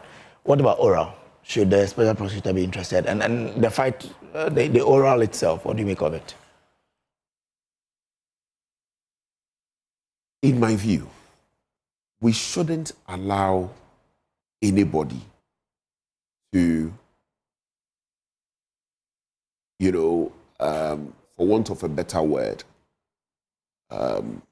misappropriate public funds or mismanage public funds. We should not allow it. It's not a place where you make money. We've heard people say that people go to public office and come out wealthier than they were. And that is very, disheartening, considering the amount of resources that are being lost to public goods and public services. we are a nation of very little resource, and so we have to apply our resources judiciously. And so if anybody is putting in place anything that would, one, reduce the risk of losses to the nation, or enhance recovery where somebody has taken public resources unduly, I support it. And so ordinarily, I would support oral. The approach from the outset, I knew, was something which was problematic, and I'll tell you why. Prior to the president coming into office, that committee is set up to receive information. In my view, was even time wasting. Why do you say so? Now, you see, when you are in political office, you have 4 years, right? When you have information as to an impropriety or otherwise, as to an impropriety of a public office holder in terms of public funds, for the 4 years period, you have 27 legal months to pursue the recovery process. For instance, President Mahama, he only has 1 term, okay? And so you have only 27 months. And so your approach should not be one that would make it difficult for you to execute your intentions beyond 27 months. What is the difficulty about oral? The difficulty is this. You had received the information, right? Now, that information, you hand them over to your Attorney General. The Attorney General hands it over after 3-4 months of the work of oral to the security and investigative agencies. They are now going to do a fresh investigation into the matter. Okay. And so you don't have sufficient time to execute whatever outcome they may have, right? And so now you have done it, okay? People are now complaining that after the oral, they are not seeing anything. There's been a lot of pressure on the government. Okay. As opposed to if the complaints had gone, for instance, to the state agencies to investigate. Okay. They would have hit the ground running from day one. You wouldn't be experiencing the delays that you are experiencing. Okay. All right. In addition to that, when you take political office, just wrap up for me. Yes, when you take political office and you file nolli prosequa and discontinue with cases against your own, there you have lost the moral right to fight corruption. Okay. All right. Because especially when President Mahama has 4 years, the example is that if you are not able to execute or if you are not able to complete with the prosecution of whoever you are prosecuting today, tomorrow, when your government is not there and a new government comes into power, you also free his own and go after your own. Okay. All right. Grateful to you, Nana Baffuor Awuah. Thanks for having me. For coming on our show. Nana AJ Baffuor Awuah is MP for Menchia South. But this one is a happy birthday from Mr. Fred Boama, who is head of audit at Provident Insurance, to his beautiful daughter, Evelyn Ofosuhima Boafo Asante Boama, who is celebrating the birthday today. So, Evelyn Ofosuhima Boafo Asante Boama, your daddy says he is proud of you and he prays that the Lord will keep blessing you. And also hi from your uncle, Dr. Asa Sante. So this is the AM show. We'll take a break here. We'll be back with more. Do stay.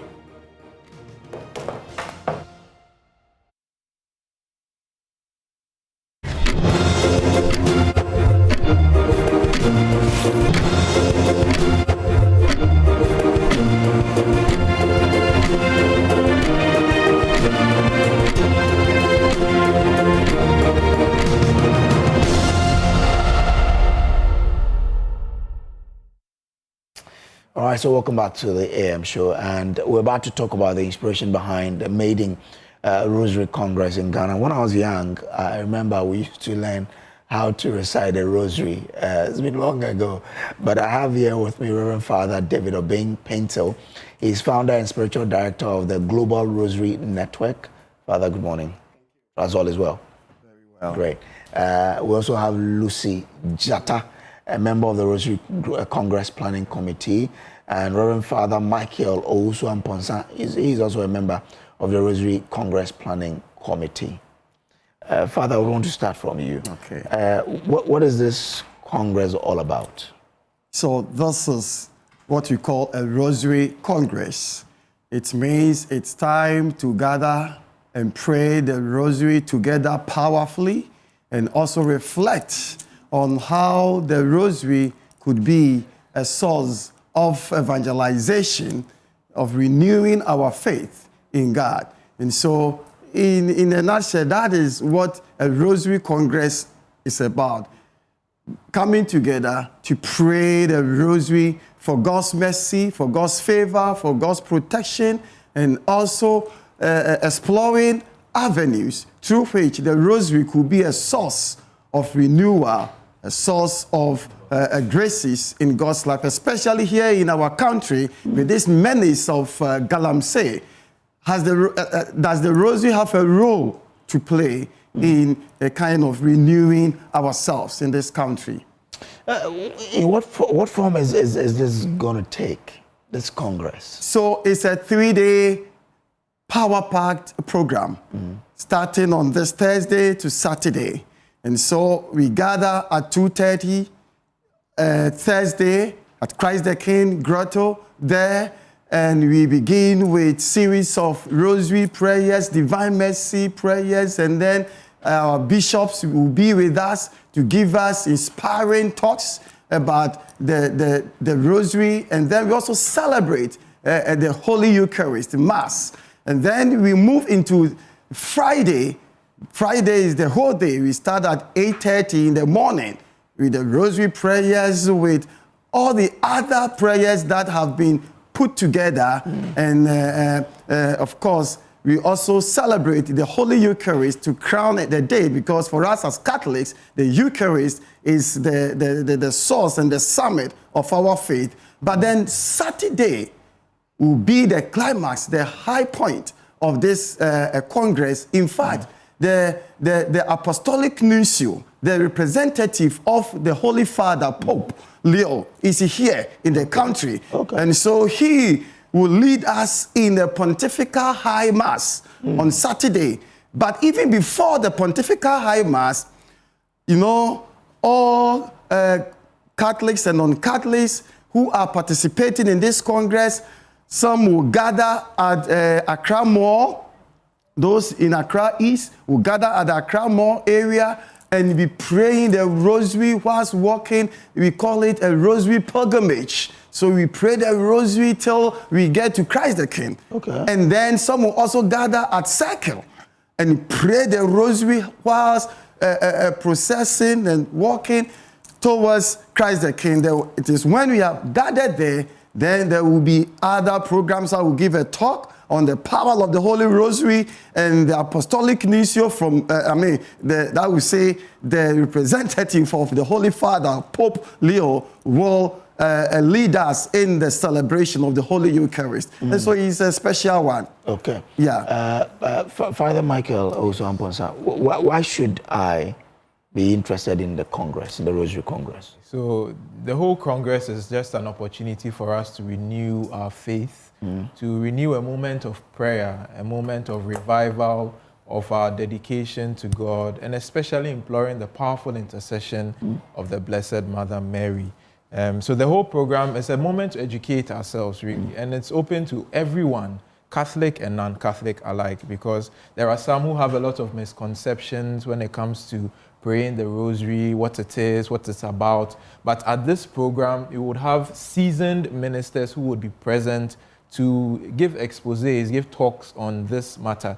We have Reverend Father Ebenezer Hansen coming through to give a talk. We have Reverend Father Michael Mensah coming through to give a talk. Reverend Father Donatus Palu as well will be there to give a talk. Father David Obempenso himself will be there to give a talk as well. So all these talks are opening up our minds to what it means to use the Rosary as a weapon for pilgrims of hope. Not a weapon to kill, but a weapon that we use to strengthen ourselves, especially against the fights in the spirit. So that is what this program will be about. And putting the talks aside, it's also a moment of prayer. So as Father rightly mentioned, prayers of the Divine Mercy, prayers of the Rosary, spontaneous prayers. There'll be moments of healing and deliverance as well.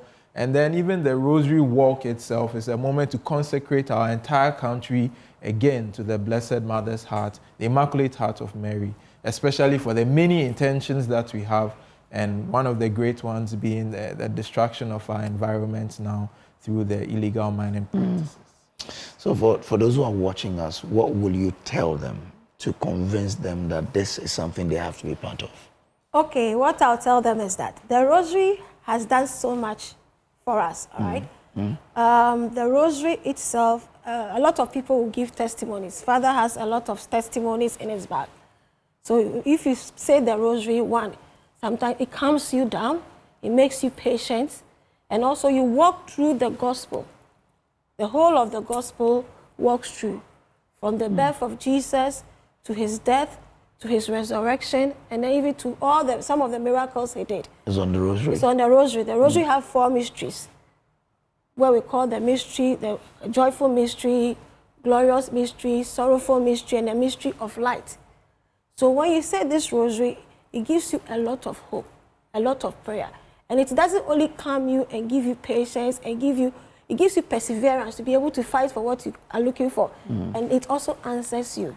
Okay. It will answer you. A lot of people have been answered through the use of the Rosary. And I'm one of them. Okay. So it has saved me severally. So we'll say everybody should come. Come and see the mysteries of the Rosary, the power of the Rosary, the healing powers of the Rosary. Anything you want to know about the Rosary, please come. My non-Catholic friends who have always been asking me for rosaries, be there. You share Rosary, huh? Yes. You share Rosary? Usually we carry Rosary. So to add up, the just 30 seconds, we're closed. Okay. 30 seconds, yeah. So then, as you said, the Global Rosary Network has secured 2,000 rosaries from Jerusalem, the Holy Land, a special one. Okay. And so the first 2,000 people who will come to the Congress, they will receive that special rosary from the Holy Land. And so come early and be part of it. But we have already come on. No, the venue, come to the venue. Oh, hold on. My Reverend was going to say, okay. Okay, I'll give mine to you. Okay. This one will be yours. It's a special one from the Holy Land. Okay. And because you have requested for it. Okay, thank you. I'll hang this one in my home. Do so. It's very, very special. All right. Yes. This is for me alone. You alone. I can't give it out to anybody. No way. Thank you very much, Reverend, for coming through. Reverend Father Michael Osu-Amponsa is a member of the Rosary Congress Planning Committee. Our mom here is also a member of the Rosary Planning Committee, that Lucy Jata.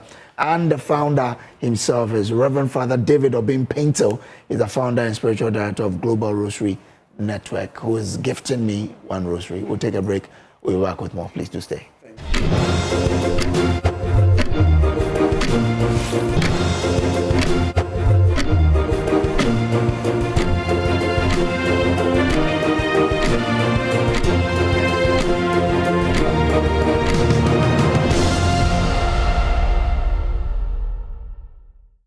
All right, welcome back. Let's conclude the show today with what's going to happen at the EcoBank Joy News Habitat Fair. And joining me today is Vanessa Barr-Williams. She is Customer Experience Executive, Ayuda Hub Limited, Ayuda App Barcon Services there, Chapeau, and also Ask Selassie, is personal assistant to the CEO of Lesh Fortune Limited. Wow, PO. If I'm looking for a job, I know who to contact. Well, I mean, we've heard a lot about Ayuda, yeah? What makes Ayuda that special that everyone is talking about? Because everywhere you pass, Abba, services bebre. What makes you that stand out app like that? No? So we came up with an innovative solution, and I want to give a shout out to my boss, Mr. Siriano, because we want to change the way services are being delivered in the country. Okay. So we have a one-stop shop that any kind of service that you want rendered for you, either in your home or your office space. If you need a plumber, a carpenter, an electrician, a mason, a tiler, or any professional, you can just download the app and then request for that service on the Ayuda app. So we are bringing convenience to you at your doorstep. Okay. Okay, so if I'm in my house now and I need a service to be done in my home. In your home. All I need to do is to go on the Go app. on the Ayuda app. Okay. You can either make the request either through the premium section or the flex section. We have reliable and trusted professionals and artisans on the platform who would make offers to your request when you make one. So as soon as I place the order, how many minutes do I expect to get a response? So within 10 to 15 minutes. I'll have a response? Yes. Ayuda. Yes, Abba. Back home. Services be brave. Hey, okay. Let me go to Lesh Fortune. Lesh, what do you bring to the EcoBank Joy News Habitat Fair? Okay, so Lesh is into interior decor, interior design, space management, cleaning services, elegant walls and curtains. So anything interior, we are at your service. Okay. So if you have a space, an empty space, and you don't know what to do with it, you call us and we help you find things to place inside to make your stay comfortable. Oh, yes. So I just give you the room that this is it. And you give us your budget. Any budget? Any budget. You'd even do we as work with your budget. Oh, so as low as so we advise you. There's, for example, if you need a cap, there's a 5 cedi cap and there's a 10,000 cedi cap. So depending on your budget, and we'll advise you on which cap you should pick to make your space look beautiful. So what should patrons of the EcoBank Joy News Habitat Fair look forward to from Lesh Fortune? Okay, so for the fair, we are giving out between a 10% to 20% discount to anybody that walks to our stand at the fair. And we know building is not a one-day job. So anytime that you are ready to fill your space, you give us a call, we make a reference, and you take a 10 to 20% discount. Yes, so that's it. So when I come to the fair, I have a discount that you will give me. Yes. How long will that distance last? That discount? That's what I said. Building takes time. Somebody is at the lintel level, somebody is just starting the foundation. So anytime you are ready, so far as you make reference to the fact that you were at the Joy and we have your name in our database, you still get your between 10 to 20% discount. Yes. Okay. So for Ayuda, when we come for the fair, what should we expect? So we have a maintenance subscription package for all those who come to our stand, and we are giving a 10% discount on anyone who subscribes to that package. So if you want us to do any maintenance for you, either in your home, your office space, an assessment, basically anything that you want us to do for you. So far as you subscribe, we would do that for you, and then we are giving a 10% discount on that package. You will be also given souvenirs out, and anyone who wants to know about the Ayuda app should just come and learn more about the app, why it is safe and reliable for them to use, and then we'll be doing some app demos as well. Okay, so we can participate in these app demos that you talk about. Yes. And with the app demo, what will we be doing? So when the app demo basically is something that we'll be doing so that if you want to know about the app, how to make a request, how to sign up as an artisan, which is totally free, we'll be taking them through all those processes. Okay. So we make sure that you understand the flow of the app so that when you download it, you know whether you are signing up as a customer or as a service provider on the platform. So if I want to get the app even before the fair, where do I go to and how do I even reach you? So either Play Store or the App Store. Okay. So you can send us an email at info@ayudahub.com. You can contact us on 0302 906023. Okay, take it again so that. 0302 906023. Okay, all right then. So for you. For Lesh Fortune. Okay, we are actually located at the EcoBank Spintex Road. Okay. Yes, that's where we are. EcoBank Spintex. Yes, the Chris Berry Road. Okay. Yes, that's where we are located. And you can get us on all our social media at Lesh Fortune Limited. But you can send us a message on www.leshghana.com. Our numbers are 0244 265588. Okay. No, take it again. No, take the number again. Okay, the number again. 0244 265588. Yes. Okay.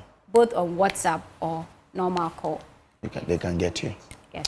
All right. I wish you all the best at the fair, because the fair promises to be a very big one. And I'm sure you've enjoyed from all the clinics that has gone on. Yes, we have. You have, eh? Yes. You got more customers? Yes. It's been exciting for you? Yes, it's been. Oh. The main thing for us is the creation, the brand awareness. And we are getting that. You're getting very it? Happy.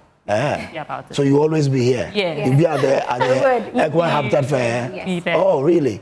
Will you sign a 10-year agreement already so that... Yes, we can do that. Okay, all right. I wish you ladies all the best, yeah? Vanessa Bar Williams is the Customer Experience Executive with Ayuda App Limited, creators of Ayuda App Bako Services, Bebre, and Ask Selassie. That's the name. Ask Selassie, personal assistant to the CEO of Lesh Fortune Limited. Go to them for all your interior deco and they will sort you out. Well, let me say hi to my friend, Lawyer Michui. Lawyer Michui, wherever you are, it was pleasant meeting you over the weekend, and I wish you a very fruitful week ahead, and I know that you're going to do great things. So, Lawyer Michui, wherever you are, good morning to you. And Captain Gertrude or Mane Ejekum, wherever you are, my producer, Derek Echo, says I should say hi to you.